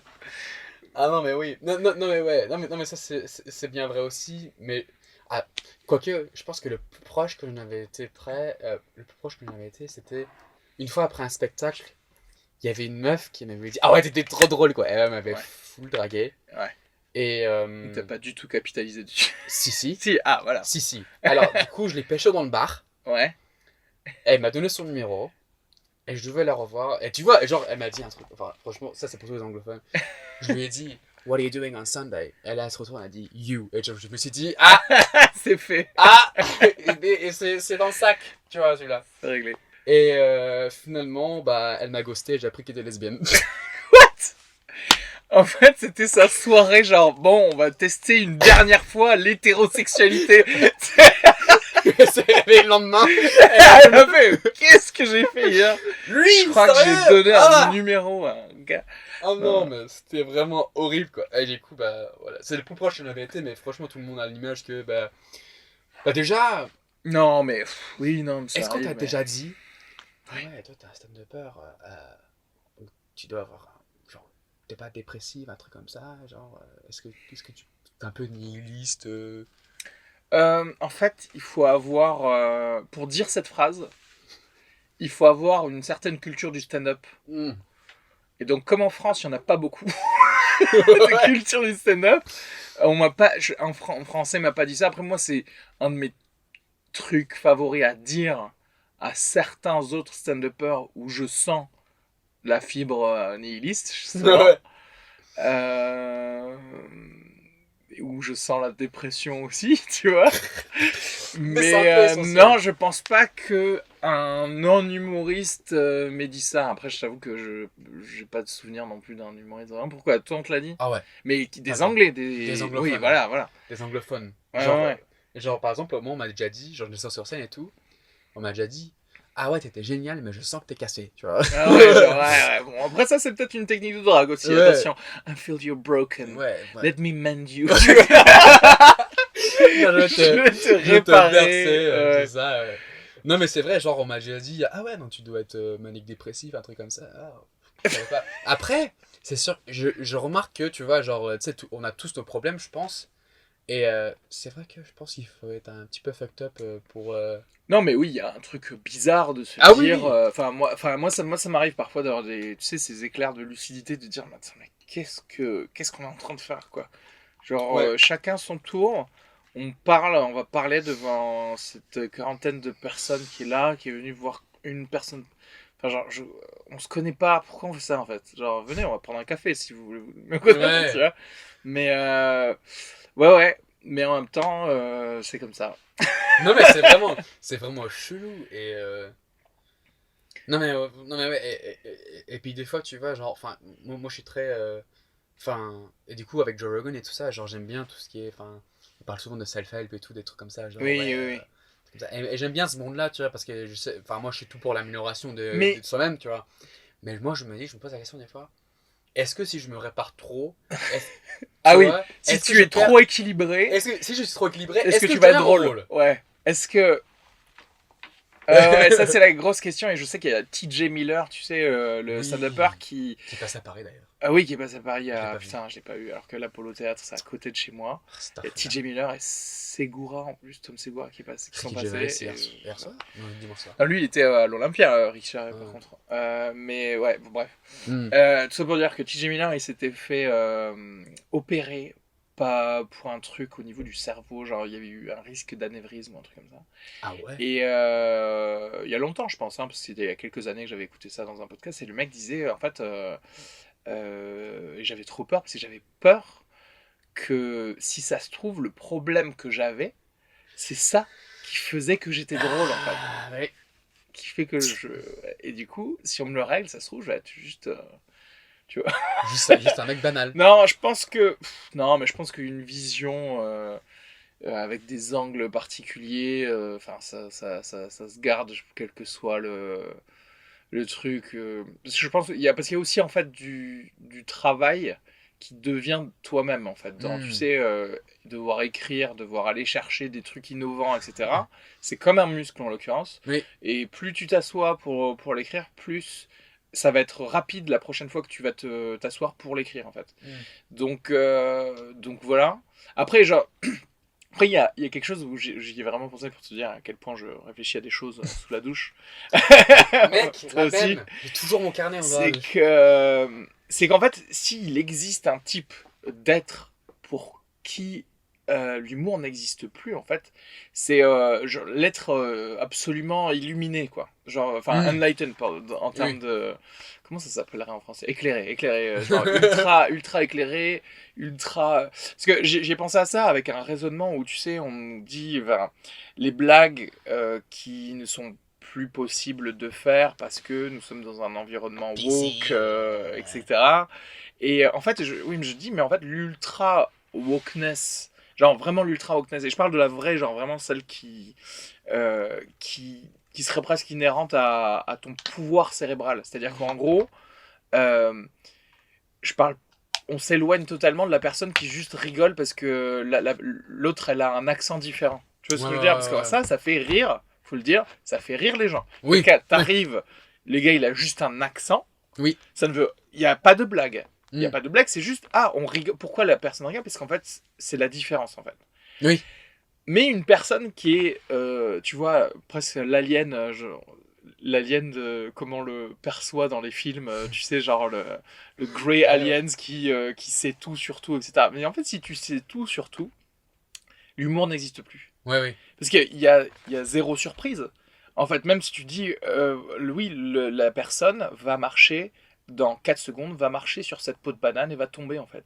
Et voilà, ça va être telle partie de son corps qui va toucher le sol, etc. Parce qu'en fait, pour toi, c'est comme dire ceci est une table et rigoler. Tu vois ce que je veux dire? C'est juste un statement de ce qui se passe autour de toi. Du coup, je me suis dit, il n'y a que ce truc-là. C'est-à-dire que vraiment, si t'es un Dalai Lama presque pas humain, il n'y a que ça qui fait que tu n'as plus d'humour, en fait. Mais si t'es juste un peu en dessous de ça, et ben il y aura de l'humour encore. Il y a l'espace. Voilà, parce que juste l'espace qui te manque d'enlightenment, et ben c'est pile cet espace où tu pourras tout caser tout en humour. C'est ça. Enfin, et puis la preuve dans tout ça, c'est comment les gens... Enfin, moi, enfin, tu sais, quand tu vois un public, un truc comme ça, tu sais, quand quelqu'un rigole et fait un commentaire, après, le commentaire que tu entends le plus souvent, c'est « Ah ouais, j'avais pas pensé à ça ». Moi, j'aime bien ça. C'est pas tout le monde hein, qui va avoir ce commentaire, parce que ça veut dire que si t'as ça, ça veut dire que tu t'as dit un truc qui était assez original, et en même temps... voilà, oui, que la personne ne l'a pas entendu, mais qui est cohérent, en fait. C'est pas le propos de tout le monde, pour le coup. Mais moi, c'est vrai que j'aime bien ce genre de choses, quoi. J'aime bien, je pense que l'un des plus gros compliments en fait, de stand-up que j'ai eu, bizarrement, c'est juste une pote, en fait, qui a recité un raisonnement que j'ai eu en stand-up, mais qui savait plus que c'était moi. En fait, moi, je m'en fous de savoir que c'était moi. Et à un moment, elle a redit « Ah, mais je sais plus, mais bref, c'était ça. » Et j'ai dit « C'était dans mon spectacle. J'étais venu voir machin. » Et en fait, en vrai, moi, ça me va... Il y a des gens qui diront « Bah non, bah, si elle a pas retenu que c'était toi, c'est un fail, tu vois. » Non, moi, c'est typiquement le contraire, en fait. Je veux presque moins exister que mon propos. Et si le propos est là, et moi, c'est le truc parfait. C'est genre, je peux prendre ma retraite maintenant, quoi. Non mais c'est vrai. Non mais c'est vrai. Après moi j'ai pas eu d'expérience comme ça, mais la semaine dernière j'ai eu un compliment hyper bizarre. Quelqu'un m'avait dit « Ah bah tu vois quand tu étais sur scène, moi je pense à Dave Chappelle. » C'est moi, on me dit Charlie, je pense Dave Chappelle direct. Dave Chappelle direct. Non mais... Mais pourquoi? Je sais pas, parce qu'elle m'avait dit « Ouais t'as une certaine aisance sur scène et tout, et puis quand tu parles aux gens... Voilà, et tes blagues sur le racisme aussi sont aussi super drôles. » Non, mais je sais pas, elle me disait ça parce que... bah tiens, elle me disait ça, je sais pas pourquoi. Elle avait raisonné ça en mode, ouais, t'as une présence sur scène. Mais je crois, y a un peu de ça, parce que ce que tu disais aussi tout à l'heure, moi, t'es une des premières personnes que j'ai vues où effectivement il y avait le côté... quand on t'entend parler sur scène, tu parles un peu pareil dans la vraie vie. Ah ouais? Et enfin, sur certains, quand c'est pas des sets justement, tu vois, quand tu peux faire des transitions en mode genre je suis vraiment détendu et je parle comme ça, ce qui est un peu le côté des stand-uppers qui sont pros, quoi, comme Dave Chappelle, quoi. Ouais. Tu vois ce que je veux dire? Après, je dirais pas que je suis 100% naturel sur scène non plus. Mais bien sûr, mais personne l'est. Et je pense que après, je dirais pas que j'ai un personnage non plus. Parce qu'il y a plein de gens qui ont un personnage et qui jouent leur... oui, totalement différemment. Ouais, après, tu vois, genre, moi, c'est moi, tu vois, genre, c'est mes expériences qui sont vraiment passées. Mais c'est ça, toi, tu peux... Et c'est ça qui peut te faire rebondir, justement, sur ce que quelqu'un dit dans le public. Ouais. Comme tu dirais, toi, vraiment, tu vois, t'es pas bridé par le fait de... Et je pense que ça peut être ça. C'est ça, mais je dirais aussi que j'ai un mood de stand-up. Ou genre... J'aime bien ça, j'ai un mood de stand-up. Non, mais c'est un bon début de phrase. Non, j'ai un mood de stand-up dans le sens où, tu vois, genre, enfin... je crois qu'on a tous un petit rituel avant d'y aller sur scène, tu vois. C'est quoi, le tien? Moi, le tien, c'est que... je vais dans les toilettes et... et je m'échauffe. Ça dure 45 minutes. Ça dure 45 minutes, au moins. Non, mais je m'échauffe. Ça, c'est super important parce que le truc, c'est que moi, je suis sur une oreille, donc je fais attention à ce que les gens... Parce que le truc, c'est que j'ai tendance à ne pas m'entendre et du coup, on comprend rien. D'accord. De ce que je dis. Et donc, du coup, je m'entraîne bien là-dessus. Et je sais pas, j'ai un truc où je l'écris dans mon carnet en mode get into the funny mood. Et c'est quand je me mets dans un mood où, genre, je suis. T'as envie de déconner. J'ai envie de déconner, tu vois. Et du coup, bah. Alcool ou pas? Hein? Alcool ou pas? Pas alcool. Pas alcool. Moi, je bois pas avant d'aller sur scène. Ok. J'aime pas trop. Ah, Après, si. beaucoup. Mais tu vois, genre, tu vois, genre, on m'a déjà dit, genre, post-spectacle, je vais être en train de parler avec des gens. Et c'est comme si je faisais du crowdworking, quoi. Genre, Oui. je leur charrie et tout. Oui. Et du coup, ils me disent, ah, mais t'es pas descendu de la scène encore. Ouais. Mais pourquoi? Parce qu'en fait, on est plus détendu quand on n'est plus sur scène. Et en même temps, vu qu'on est toujours tous là, en fait, toujours, mais là. complètement. Et le problème, c'est qu'en fait, il faut pas être plus marrant à l'extérieur de la scène que sur scène. C'est qu'à ce moment-là, il faut shifter des blagues que tu as faites après et les mettre avant. C'est pour ça que, en vrai, la plus grosse difficulté, c'est d'être enfin, comme tu disais, on peut pas jamais être soi-même, mais être au moins au plus proche, tu vois, comme une limite mathématique, tu vois. Tu t'approches au maximum de toi-même sur scène, et c'est ça qui te fera déconner plus facilement et même délivrer ton set plus facilement, quoi. Ouais, de l'authenticité. Je pense que c'est important pour les gens pour qu'ils puissent relativiser avec ce que tu dis. Mais alors, comment tu rentres dans ta funny mood, justement, en fait? T'écoutes des trucs. Moi, c'est vrai que j'aime pas... moi qui écoute beaucoup de podcasts, j'aime pas écouter des podcasts trop sérieux juste avant. Ah ouais. Tu vois, soit il faut vraiment que ce soit déconnant, soit même juste de la musique, parce que même si ça parle, j'ai l'impression de devoir trop réfléchir. Et spécialement, en plus, si c'est des comiques qui parlent dans des podcasts, même s'ils sont drôles, je suis en mode, ah ouais, mais attends, ils disent des trucs, et je vais faire un set sur ce thème-là. Faut pas que ça rentre en concurrence, quoi, avec les choses de mon cerveau. Je pense pas que c'est un truc de setting où je dois écouter telle chose, ou c'est pas un truc mental. Moi, quand je mets dans mon funny mood, c'est quand c'est vraiment drôle parce que c'est quand je vais rentrer sur scène et les premiers mots que je dis, le ton que j'y mets. Ok. Tu vois, si je dis, si j'ai avec un peu de plus mais je te dis, et ça fait comme ça, tu vois. Là, je sens que j'y suis, tu vois, c'est un peu comme ça, tu vois. Après, c'est pas ce que j'écoute avant. Après, j'essaie de me mettre un petit peu dans l'ambiance en écoutant, genre, je sais pas, un CD de John Mulaney, un truc comme ça. Ouais. Mais mon plus gros podcast, dont je suis super fan, c'est Tiny Meat Gang. Tiny Meat Gang. Tiny Meat Gang. Tiny Meat Gang. Et ouais, c'est vraiment un jeu de mots sur qu'ils ont des petites bites. C'est bien, c'est là, monsieur dame. Et donc ça, mais toi, c'est qu'en fait, tu le fais, c'est-à-dire tu conjures la funny mood par les premières intonations. C'est vrai que les 2 premières phrases sur scène, c'est ce qui va te faire avoir le public, quoi. Ouais. Enfin, ça veut pas dire qu'il faut lâcher l'affaire quand t'as pas fait rire ou que t'as pas fait ce que tu voulais faire avec tes 2 premières phrases. Ouais. Mais il y a le côté où si t'y arrives, t'es beaucoup plus détendu, en fait, juste après. Ouais, je pense qu'il y a une certaine... Enfin, moi, je monterai jamais sur scène et je dirais jamais salut, tu vois. Bonsoir. Je dirais pas bonsoir. Enfin, tu vois, genre, moi, je rentre sur la scène, je dis un truc qui va me dire, bon, je suis là, j'ai le micro. Ouais. Tu vois. Et je pense que ça, c'est important. De toute façon, pour moi, c'est une règle d'or, tu vois, de commencer fort et de finir fort. Oui, bon, après, ouais, c'est sûr. Ouais. Si tu veux bien closer, qu'on se rappelle de toi. Ouais, non, oui. On se rappelle. Et au milieu, je mets que de la merde et je parle des intrications du Brexit. Mec, j'avais fait justement Bruxelles. Je me suis lâché sur le bac du Brexit parce que tout le monde connaissait les références. Bah oui, forcément, ouais.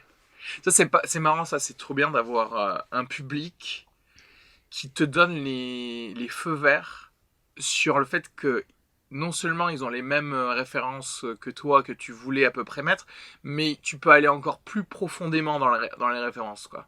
Tu vois, moi, clairement, c'est pas trop politiquement, mais moi, j'aime bien les geeks, quoi, tu vois. Genre, j'aime bien pouvoir aller dans des trucs de nerd sur les comics ou les trucs comme ça. Et quand je vois qu'il y a des gens qui captent ce que je dis, toi, tu mets encore plus de références, tu leur mets des petits...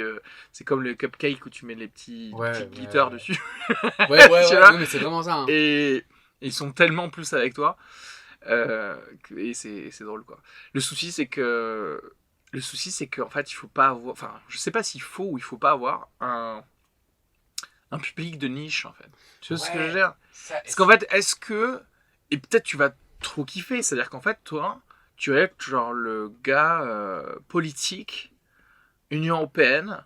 Ça veut dire que tes endroits favoris, ça va être Bruxelles, Strasbourg, quoi. Ouais, et c'est ça qui me fait peur, parce que moi je sais pas, quand le Brexit, si le Brexit sera résolu, tu vois, il se passe quoi? J'écris sur quoi moi après, tu Non, vois? mais t'inquiète pas, tu trouveras forcément Ouais, des trucs. il y aura Mais forcément des trucs. il y a des trucs qui vont t'intéresser. Mais la question, c'est est-ce que, enfin, jusqu'où tu vas à ne parler qu'à ces personnes-là, en fait. Tu vois ce que je veux dire? Parce que toi, t'as envie d'en parler. Oui, j'ai envie d'en parler, mais après, tu vois, genre j'évite parce que du coup, Ouais, ben c'est ça. Parce que... j'évite parce que je sais que c'est assez niche quand même, et j'ai pas Mm. envie d'être niche comme ça. Après, le truc c'est que. Alors pourquoi t'as pas envie d'être niche comme ça? Parce que moi, je vois certains comiques où je me dis, en fait, ils sont créés. Enfin, on dit niche, mais avec une quantité de followers assez importante, quoi. Je pense à Patton Oswalt, qui est un Oui. peu le gars nerd, justement, geek, etc. C'est qui le mec Fred Armisen. Fred Armisen. Lui, j'aurais son spectacle, Alors, j'ai rien compris. Fred Armisen, ouais, lui, en plus, il était dans la musique aussi, donc oui, lui, il a des rêves de partout, mais c'est ça, en fait, c'est... Après, eux, c'est particulier, parce qu'en fait, ils ont des années de carrière, et des années à être exposés à la population entière des États-Unis, Ouais. pour que les gens sachent ce gars-là, je l'aime bien. C'est-à-dire qu'en gros, il passe dans un second rôle dans une série. Les gars, ils disent, ah, ce gars-là, je l'aime bien. Petit à petit, ils connaissent ton nom. Petit à petit, ils te follow. Et petit à petit, tu peux leur faire des refs ultra pointus ouais. sur le truc. Nous, on arrive, en fait. Nous, on arrive, t'es là, tu fais, ben non, t'es un public normal, qui a des refs normales, quoi. Sauf que c'est pas exactement toutes les choses dont tu veux parler. Tu pourrais avoir juste envie de parler justement de trucs de politique, quoi. Ouais. Et c'est vrai qu'il y a ce côté-là, et là, moi, je me pose la question, bon, c'est peut-être aussi un peu pour ça que je fais le podcast, c'est le côté, peut-être aller juste diffuser qui je suis, Ouais. pour essayer d'avoir des gens qui me ressemblent, quoi. Ouais, voilà. Ouais, bah, ça, c'est clair et net. Après, enfin, pour moi, ça, c'est un défi que je m'étais posé quand j'ai commencé, en fait. Puisque quand tu commences, enfin, t'as des trucs qui sont un peu préécrits dans ta tête parce que c'est des trucs que tu racontes aux gens et que tu sais que c'est des histoires. Quand tu vas en soirée, c'est des histoires que tu sais qui vont marcher. Ouais, tu vois. d'accord. Et en fait. Tout terrain, un peu, du coup, ces histoires. Ouais, un petit peu. Ouais. Oui et non, parce qu'en fait, si tu veux, tu sais, quand tu vis dans un certain cadre oui, de ta vie. Oui, c'est biaisé par tes amis, déjà. Ouais. Ok, ouais. Parce que si tu veux, moi j'ai toujours vécu dans des endroits où les gens ils comprenaient un petit peu l'anglais et le français déjà. Ça déjà c'est assez niche. Mm-hmm. Et dans un contexte international aussi. Parce que je dirais pas que ma niche c'est le Brexit, tu vois. Parce que tout le monde comprend à peu près ce qui se passe, genre généralement parlant. Après j'ai des blagues qui sont vraiment niche, tu vois. Comme j'ai des trucs de vraiment niche pour Pays de la Loire aussi, tu vois. Oui, non, mais ça, tu les sors que quand il y est, quoi. Bah, après, ça, c'est des minivans. Moi, j'aime pas être niche parce que je trouve pas que c'est assez challenging. Oui. Parce qu'en fait... Mais justement, est-ce que tu te forces parfois à avoir des trucs tout terrain, quoi? Genre, tu te dis, ok, t'aimes les chiens, quoi. Enfin, je sais pas, tu vois... voilà. Ouais. Bah, après, je me force et je me force pas, mais j'essaie de me mettre à l'épreuve. Parce que, en fait, ce que je me dis, c'est que j'ai eu de la chance d'avoir une vie où j'ai, en si peu de temps, tu vois, genre j'ai 24 ans, tu vois, où j'ai vécu dans plusieurs pays différents, je parle plusieurs langues, et puis on m'a emmené genre d'un point A à un point B, et puis sur le chemin, j'ai cumulé pas mal d'histoires drôles qui sont particulièrement à mon chemin, que personne ne va pouvoir reproduire, tu vois. Oui, bien sûr. Des trucs où les gens ils vont se dire, ah ouais, putain, il a vécu un truc de ouf, hein. Ouais. Enfin, il y a des gens qui peuvent penser ça. Et ça, quand je mets ça sur scène, tu vois, je me dis, bah c'est bien, tu vois, mais j'ai pas l'impression d'avoir vraiment travaillé dessus. Oui. Et de m'être mis à l'épreuve, tu vois. Je les mets dans une manière que ce soit drôle. Ouais. Mais par exemple, moi quand j'aurai des humoristes en Angleterre, enfin moi, tu vois, par exemple, j'ai peur de passer à Londres. Oui. Mais c'est vraiment c'est exactement ce que j'allais te dire quand tu parlais de niche tu parles à des gens qui parlent et français et anglais. La plupart des sets que je vois, même que j'ai aussi à Paris en anglais, il faut les changer quoi. Si on veut passer dans un pays qui connaît le stand-up et qui est full anglophone. Ouais. Il y a pas de. Après moi j'ai pas trop de vannes français-anglais, tu vois, de différences comme ça, donc à la limite, voilà, mais c'est vrai que ça, forcément, bah, tu passes à Londres, on en a rien à branler, enfin, sauf si tu marketes ta soirée pour les ça, Français, en fait, justement, de là-bas. Ouais. Mais encore une fois, tu restes dans le truc niche, c'est-à-dire que tu vas pas passer dans un comedy club normal, en fait, d'un pays normal. C'est ça. Enfin, d'un pays normal, encore que d'un pays normal, encore une fois, anglophone. Parce que tu vois, j'ai joué en Écosse et j'ai joué en Allemagne. C'est pas les mêmes choses en fait. Tu vois, en Allemagne, ça reste de l'expat, le côté anglais. Ouais. Et le côté expat, du coup, ça veut dire qu'il y a des Allemands. Il y a peut-être des Français aussi dans ça. Il y a clairement, tout comme ici, il y a plein d'Américains, plein d'Anglais qui viennent voir du stand-up. Mais il y a ce côté, c'est pas normal qu'on parle anglais dans cette soirée. Donc, si tu veux, il y a ou une espèce d'indulgence ou une espèce de safe space. Même sur les thèmes, le côté que voilà, c'est un peu open. Ben ouais, alors en Écosse, bah, pour le coup, c'était l'une de mes premières scènes, mais donc c'était juste.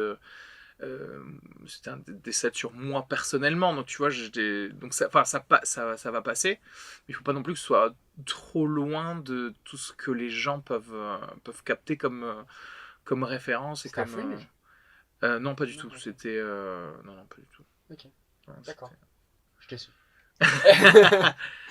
non, je n'ai pas payé 15 000 $ pour jouer mon spectacle à Fringe. C'est n'importe quoi. Non mais en vrai, non mais je comprends vraiment ce que tu dis. Et parce que là t'as joué dans quel alors j'ai commencé à Malte. Ouais. J'ai commencé vraiment régulièrement à Malte. Ok. Ensuite j'ai fait à Paris. Et depuis que je suis à Paris, je fais Paris régulièrement. Strasbourg, Bruxelles, Angers. Et c'est tout. Mais j'aimerais bien, grâce au petit réseau qu'ils ont créé là, l'Espagne, l'Allemagne. Ouais, non, mais à Barcelone, on m'a dit qu'ils avaient 5 par semaine au moins. C'est n'importe. 5 soirs par semaine où il y a du stand-up et 8 shows en fait. C'est-à-dire qu'il y a des soirs, il y en a 2. C'est quoi, hein? Mais c'est énorme, ouais. Mais il y a plein d'Américains du coup là-bas aussi. Ah ouais? Ah oui, bah oui. Ouais, ça me paraît bien. Ouais. Il faut qu'on fasse une semaine là-bas. Ah grave.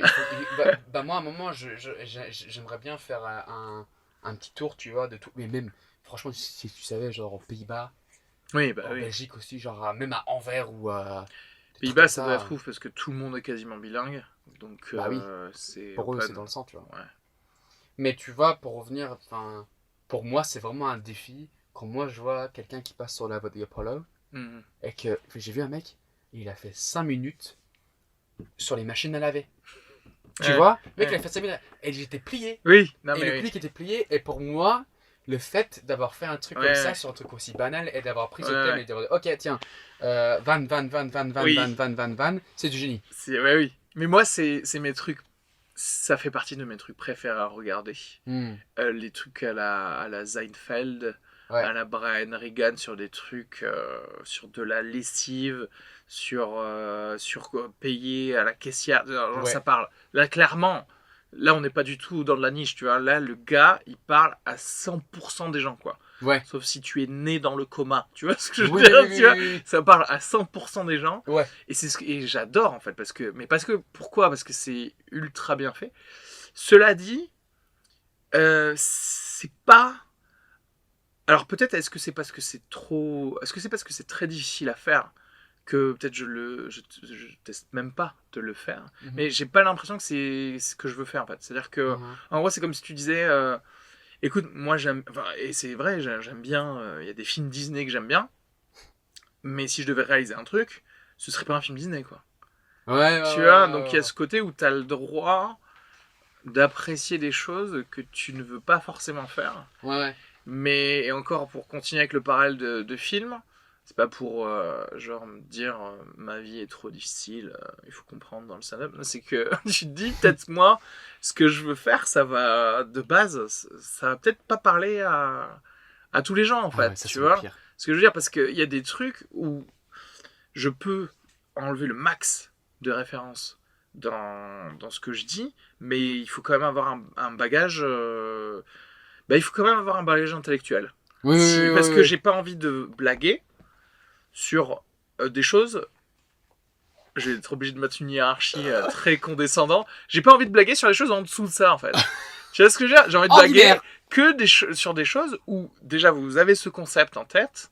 Vous le vivez, et donc ok, c'est sur ça en fait que j'ai envie de blaguer. C'est comme si tu disais, j'ai envie de faire des blagues sur aller voir mon psy en fait. Oui. Tu vois ce que j'ai? Et en fait, j'en ai des blagues sur ça, j'ai envie de faire des blagues sur ça. Mais derrière, il y a des gens, parce qu'ils vivent dans une culture où ça n'est pas accepté, ou alors ça n'est pas commun, ou des trucs comme ça. Ben en fait, c'est littéralement comme si tu disais, ouais, enfin, je sais pas. Je l'ai sur la lune, quoi. Ouais, enfin, oui. Et donc, déjà, il faut, ça veut dire que quoi, tu es obligé de passer quoi, 5 minutes à leur vendre le concept du psy pour arriver à la partie que t'aimes bien, qui est de faire des blagues, en fait, sur le psy. Donc, voilà, c'est un placeholder pour d'autres sujets, quoi, mais c'est le truc, quoi. Après, c'est sûr que j'aimerais bien faire des trucs, des vannes sur des trucs un peu plus communs, mais pas des trucs surrefaits non plus, tu vois. Par exemple, moi, ça m'insupporte, enfin... Toi, tu veux le sèche-linge, parce que ça peut encore... le sèche-linge, ouais, c'est ça. Par exemple, après, pas des trucs qui sont... Enfin, des trucs faits et refaits, tu vois. Enfin, par exemple, moi, ce qui m'insupporte, c'est quand on parle de Tinder, tu vois. Quand on fait un truc sur Tinder, je me dis, ah, d'accord, c'est parti. Mais tu vois, on n'a pas assez...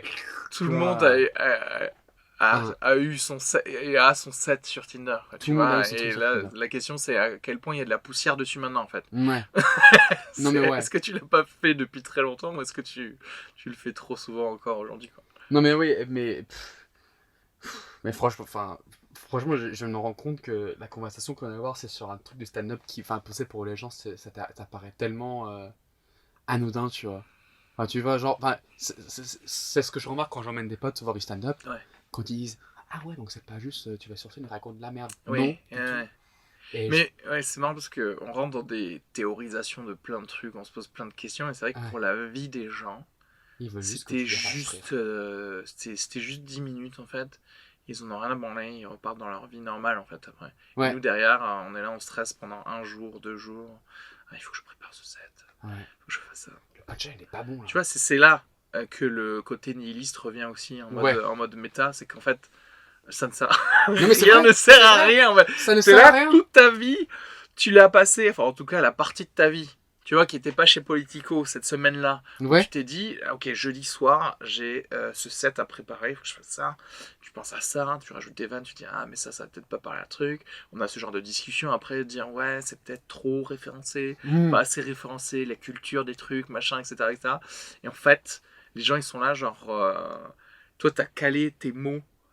Tu sais, la phrase elle doit faire cette intonation là avec ce mot là, et en fait les gens ils sont en mode genre, ah ouais, c'est ça que t'as fait? Ah, j'ai pas. Ouais, c'est ça, c'est vraiment. Moi j'ai trop aimé quand t'as répondu au gars qui avait pris sa bière devant toi, tu vois, c'est tout le temps sur les trucs qui se sont passés au dernier moment. Non mais vraiment, non mais c'est vraiment ça en plus, et quand ils te disent, ah mais c'est parce que tu fais la même chose tout le temps. Ah, d'accord. Moi, je crois que ça changeait tout le temps. Eh, franchement. Non, mais après, tu vois, je suis. Enfin, en spectateur aussi. En fait, c'est là que tu te rends compte que t'es pareil.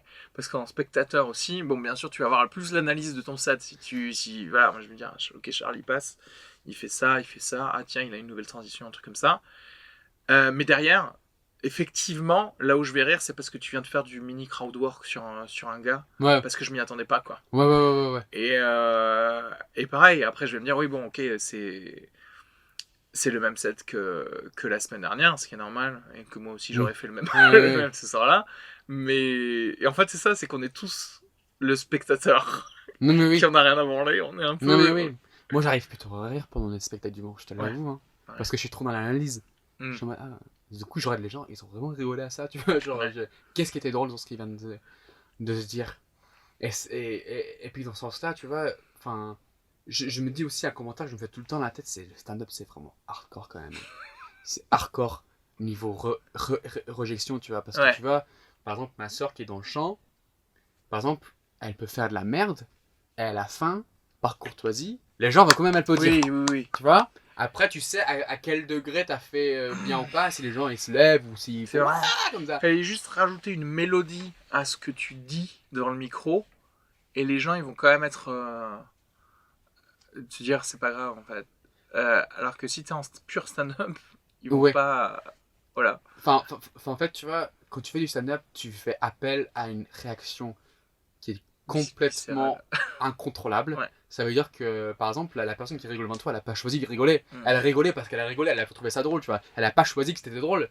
C'est drôle ou ça l'est pas. Ouais. Tu vois ce que je veux dire? C'est vraiment hardcore parce qu'en fait, finalement, tu vois, genre. Ça, c'est ce qu'on disait tout à l'heure sur le Comedy Lab, et que le fait que le setup soit parfait, c'est qu'ils sont dans la pénombre, et que la pénombre, c'est parfait pour que les gens rigolent. Et en fait se laisse aller avec le truc incontrôlable, et qu'ils fassent pas ce petit check de regarder le visage des gens, est-ce que je peux rire à cette vanne? Parce qu'en fait là, ça veut dire que t'es allé dans l'intellect en fait. Là, il faut que ce soit reptilien, il faut que ce soit juste c'est ça exactement ça, et c'est pour ça que c'est hardcore.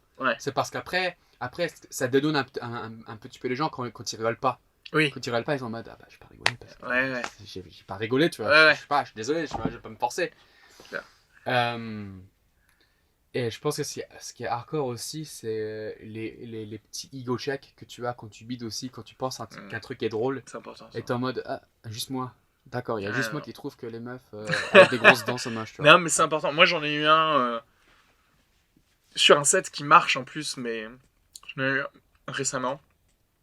Enfin, je sais pas, c'était il y a 3 semaines. Mais tu vois, il y a plein de métiers où tu te prends pas de mini-gifles, en fait. Oui. Et je pense que c'est important. Parce qu'il y a plein de métiers déjà où il n'y a pas de rétro-contrôle. On va pas te dire ton tableau Excel, il est nul.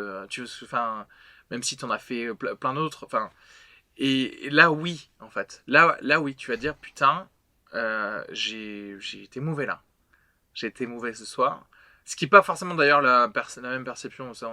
Comme d'habitude, la perception que tu as de toi sur scène, c'est pas la perception qu'il y a dans le public. Mais voilà, j'ai eu un truc où je me suis dit, non, mais là c'était une gifle, quoi. Et comment ça se fait? Et que c'est là que tu commences à décomposer ta vie, et tu dis, ok, en fait, j'ai juste pas bossé, quoi. J'ai juste pas repris mon set, et je l'ai pas fait avec assez d'énergie, je l'ai pas fait avec des trucs. Et moi, j'aime bien, parce que c'est très naturel, en fait, tout ce qui est rétro-contrôle. Moi, j'aime bien, comme tu disais tout à l'heure, tu pousses trop, tu reviens, tu pousses pas assez, et ben il faut que tu pousses plus. Tu vois, le côté de savoir où te mettre, tu sais, pour la zone d'arrimage dans le truc, t'es dans le vert. T'es dans le vert à chaque fois. Et pour être dans le vert, il faut avoir été dans le rouge pour savoir quelle est la correction de course qu'il faut avoir. Et le problème, c'est qu'il y a très peu de métiers, ou même de hobbies, de choses comme ça, où il y a la petite gifle. Où il y a le truc de non, mais là, non, t'as été nul. Voilà, bah, en vrai, et c'est pour ça que c'est pas mal pour donner du grain à moudre aux fans de Joe Rogan, mais c'est pas mal les sports de combat. Parce que les sports de combat, ben en fait, tu te chies, bah, tu te prends un coup, et voilà. C'est ça. Alors, pas grave, quoi, mais genre, mais tu vois, pour ceux qui ont déjà fait tu sais, des cours de boxe, des trucs comme ça, les gens se tapent pas vraiment dessus, tu vois, ils font du sparring, mais en vrai. Moi je sais que tu vois, pour avoir fait un peu de sport de combat, t'as des gants, t'as des trucs comme ça, mais au bout d'un moment, tu sais, tes bras ils fatiguent, et ben ta garde elle est plus là, et tu t'es pris un coup en fait. Et ça te fait apprendre que non en fait, la garde vraiment, même si t'es fatigué, tu la tiens.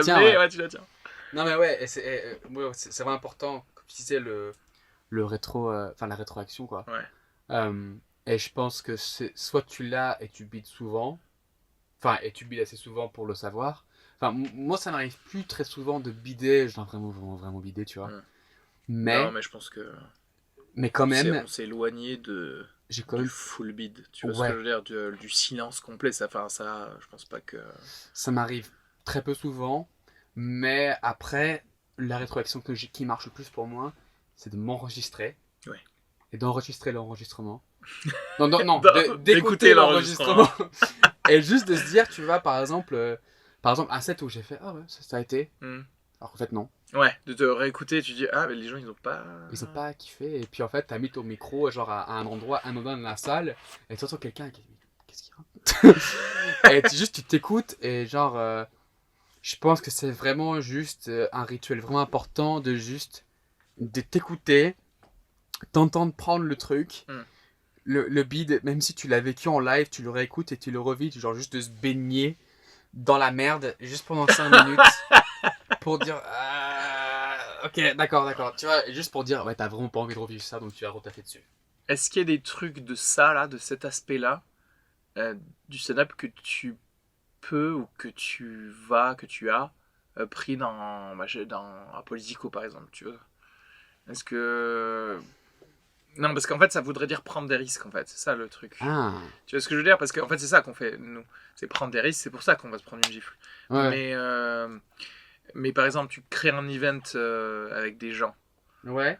Il n'y a pas ce rétro-contrôle possible. Sauf si tu dis, on prend un risque. Sauf si tu dis, ouais, écoute, on va tester. J'ai pensé à mettre ce mec-là en conférence. Enfin, je sais pas, tu vois. Ouais.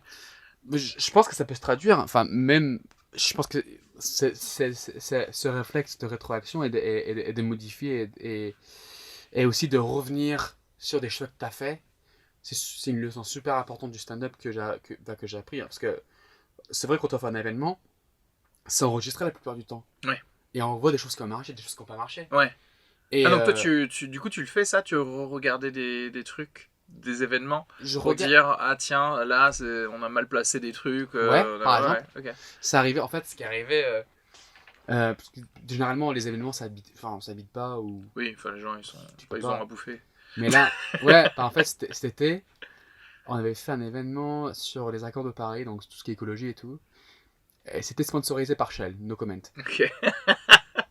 Voilà. J'ai envie d'en faire des comments, mais ok. Vas-y. Et du coup, on fait l'événement et tout, et tu vois, genre, c'était un peu anodin, tu sais, on est à Bruxelles, tu vois, genre, un événement sur l'écologie sponsorisé par Shell.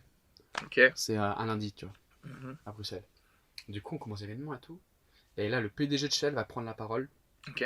Quand il prend la parole, il y a 2 manifestants qui se lèvent et qui mettent une bannière Shell Kills. Ok. Des gens qui font des sifflets, c'était Extinction Rébellion. Ouais. Et on était là, et en fait, mais comment... Enfin, tu sais, on a laissé ces gens rentrer. Comment gérer ça? Et ça, on n'a pas vérifié, tu vois. Ouais. Et tu sais, aujourd'hui, dans un monde aussi polarisé, tu vois, mais comment, enfin, tu vois, genre, comment on n'a pas pu penser à ça? Ouais. Et tu vois, ça, c'est un truc qu'on a pris au compte pour la prochaine fois, tu vois. Oui. Et je pense mais en vrai, tu étais d'accord avec eux. Ah, ça, tu peux pas le dire. Sur le fond, on va dire que oui.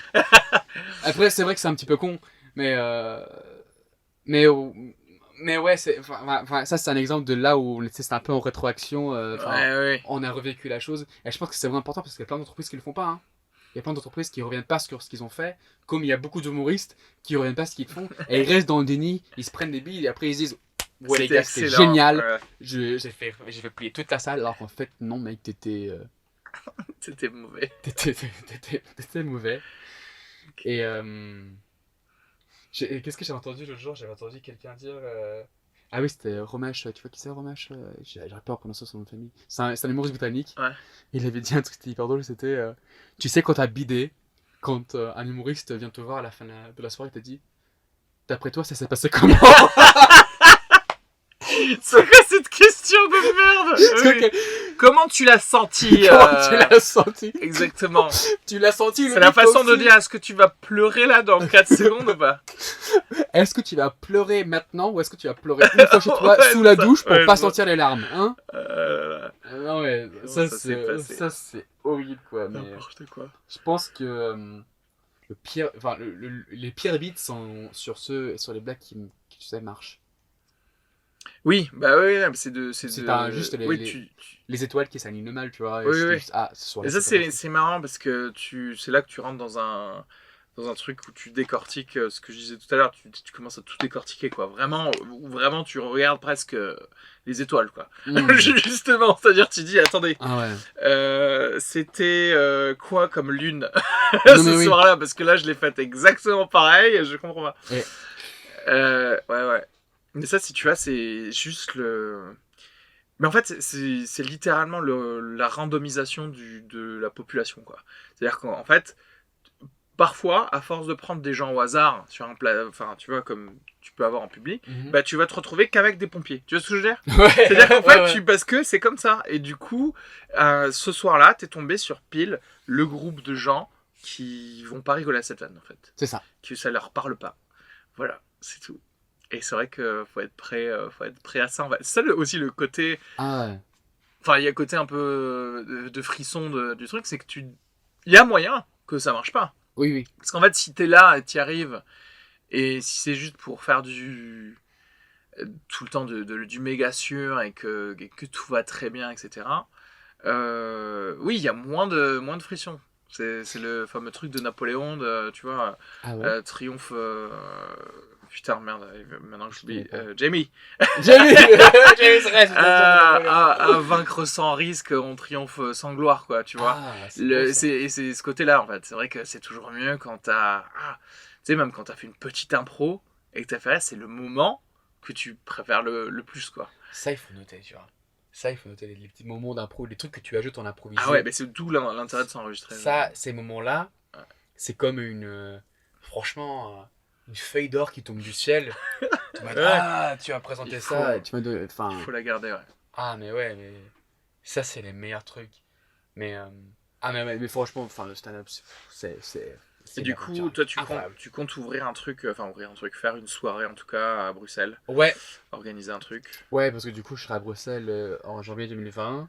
Il y a une grosse demande pour du stand-up en anglais là-bas et j'aimerais bien monter un truc où ce serait un open mic. Un open mic ouvert à tout le monde et puis un truc régulier toutes les semaines où tout le monde peut passer sur scène au moins une fois par mois. Ouais. Et pourquoi pas, si ça marche bien, transformer ça en spectacle et puis voir où ça part de là.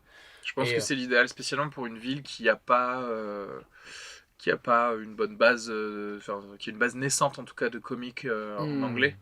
C'est vrai que avoir un open mic, c'est-à-dire c'est un safe place pour tester des choses et aussi pour créer des genres nouveaux, quoi. Parce que tu vois, on va en revenir au Comedy Lab ici de Paris. Ouais. Tu vois, il y a des gens que tu n'aurais pas vus ou à qui on n'aurait pas accepté un spot sur d'autres endroits. Ouais. Et en fait, voilà, ils sont trop drôles. Ouais, non, mais c'est ça. Parce que je trouve ça vraiment important de. Enfin, par exemple, faire un open mic pour faire un open mic, ça sert à rien, tu vois. Genre, si tu fais juste, j'ai un micro dans un bar, c'est tout, et je viens et dis bienvenue au open mic, et le premier c'est Jean-Yves. Oui. Après, si tu donnes les conditions nécessaires mais pour quelqu'un pour se développer et genre faire des trucs, genre ils peuvent croître, tu vois. Ça, c'est vraiment un truc où tu vas apporter, tu vas créer. Mais c'est faire des important trucs que tu sympas. veuilles faire ça plutôt que tout de suite un plateau de mecs sûrs, tu vois, ou de meufs sûrs. Bah, je pense qu'il faut commencer par les open mic. Ouais. En Mais plus, je suis d'accord avec ça. il faut commencer par ça et puis voir si déjà les gens viennent des open mic. Oui, c'est vrai. Si les gens viennent déjà à Et ça, tu me disais, les deux autres soirées, ils remplissent quand même, quoi qu'il arrive. ils remplissent quand même. Mais justement, je me dis que c'est pas assez souvent. Ah. Parce que j'ai l'impression, parce que pour l'instant, il y a une soirée, c'est toutes les 2 semaines. Ah, d'accord. Ou des fois, c'est toutes les semaines, mais c'est pas assez régulier. D'accord. Alors que tu sais, valeur sûre, que Comedy Lab, ce sera mercredi. Oui, bien sûr, il faut. De toute façon, Pluie, ça, c'est la régularité. neige, tempête, Ouais. ou quoi. Ouais, totalement. Et je pense qu'il y a besoin d'un truc comme ça, ou si ce serait. En plus, c'est à des endroits différents. Oui, non, il faut que ce soit le même endroit. Un temple. Je sais que ici, exactement, oui, un temple. Ouais, c'est ça. Un temple, enfin, où ce serait. Là, Je sais que le jour de communion, c'est Ouais, c'est communion. le mercredi, le jeudi, etc. Et le prêtre, c'est l'MC. Ouais. Non, mais ouais, enfin. Donc, du coup, bah, je vais essayer de monter un truc là-bas, et puis pourquoi pas voir où ça mène, quoi, parce que. Enfin, tu vois, genre, enfin, ce que je dis. Enfin, justement, pour revenir à la question, ce que je disais, enfin, moi, quand les gens me posent la question. Enfin, qu'est-ce que tu vas faire avec ces 2 voix du coup? Bah, je vais les développer jusqu'à ce qu'il y en a une qui dépasse l'autre et puis après je vais faire un choix. Oui, Et, qui arrive à un certain moment où justement il y a un choix possible, quoi, en fait. Mais après, il y aura toujours l'espace l'un pour l'autre, tu vois. Genre, je ferai toujours du stand-up en loisir et je ferai toujours la politique en loisir, tu vois. Ouais. Ça se fait ça, la politique en loisir. Bah ouais. Les commentaires Facebook, tu connais. Michel, tu as complètement tort sur la politique agricole commune de 1974. Non mais oui. Donc du coup, on va bien voir ce que ça donne et ce que j'aimerais bien. Enfin, par exemple, ouais, enfin, je sais que c'est un peu la trame normale du stand-up, mais pourquoi pas faire un podcast après avec justement des gens que j'aime bien, que je trouve intéressants. Ouais, tu devrais, clairement. Hein. Et, Parce qu'en plus, tu et vas arriver sur Bruxelles, tu vas rencontrer plein de gens ouais, comme toi. ouais, Comme comme moi. toi, mais de différents pays, etc. Non mais En vrai, c'est oui. pour ça aussi, c'est pour rencontrer des. Moi aussi, je crée du lien. Je Ok. crée du moi, je rencontre des gens et puis en fait, je vois que malgré nos différences, on arrive quand même à se mettre d'accord sur quelques points.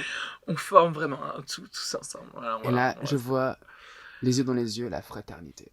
Est-ce qu'on peut te retrouver bah, de toute façon, déjà, les gens ils vont pouvoir te retrouver sur Bruxelles, déjà. Ouais, Bruxelles, ouais. Voilà. Et Euh, ensuite, je mettrai en descriptif ton Instagram. Mon Où est-ce que Instagram, t'es le plus actif en fait? T'as pas choisi, toujours pas. Pornhub. Ouais. Sur mon compte Pornhub, y a pas de souci. Alors, pas de soucis, moi je commente juste des pouces verts, pouces bleus. Après, ma spécialité c'est le plus torride. Non, mais, Facebook, je suis le plus actif. Insta, c'est un peu plus perso, mais vous pouvez suivre là-bas aussi. Si vous voulez un petit peu voir le côté du personnage. Ouais. Et sinon, Le côté nihiliste le et côté dépressif. nihiliste, dépressif, un petit peu. Vous allez regarder mes stories et puis vous allez me dire que ah ouais, putain, mais pourquoi il a posté ça en story alors que c'était pour attirer l'attention de quelqu'un. Avouez, vous le faites aussi. Euh, Sinon, bah, j'essaierai de revenir sur Paris de temps en temps. Et aussi en France, mais enfin, j'essaierai de rester en Europe, quoi. Tant qu'on m'y laissera. Avec Ouais. mon passeport européen. Bah voilà. Voilà, mais sinon, Bruxelles, janvier 2020 et Paris, décembre 2019. Et voilà, mais suivez-moi et puis on verra bien. Merci beaucoup. Merci à toi, Areski. Avec grand C'était vraiment plaisir. sympa. Bah ouais. Ça va? C'était vraiment cool. T'es content? J'étais de tout vraiment ce que t'as content. dit J'étais vraiment content, surtout sur Politico. Non, mais en vrai, franchement, genre, j'ai rien dit de risqué. Donc. Oui, non, je pense que ça passe quand même sur les trucs. Ils vont pas te virer. Pas du tout. Par rapport à. Tant que je me prononce pas pour un parti en particulier Oui, voilà. et que je dévoile pas les secrets d'entreprise, tu vois, mais où je parle pas de gens en particulier, mais Oui. c'est bon quoi. Mais franchement, c'était vraiment super sympa. C'est cool. Je sais pas si t'as remarqué mon dos qui se crispait à des moments parce que je voulais suivre le micro. Mais ouais, c'était super sympa.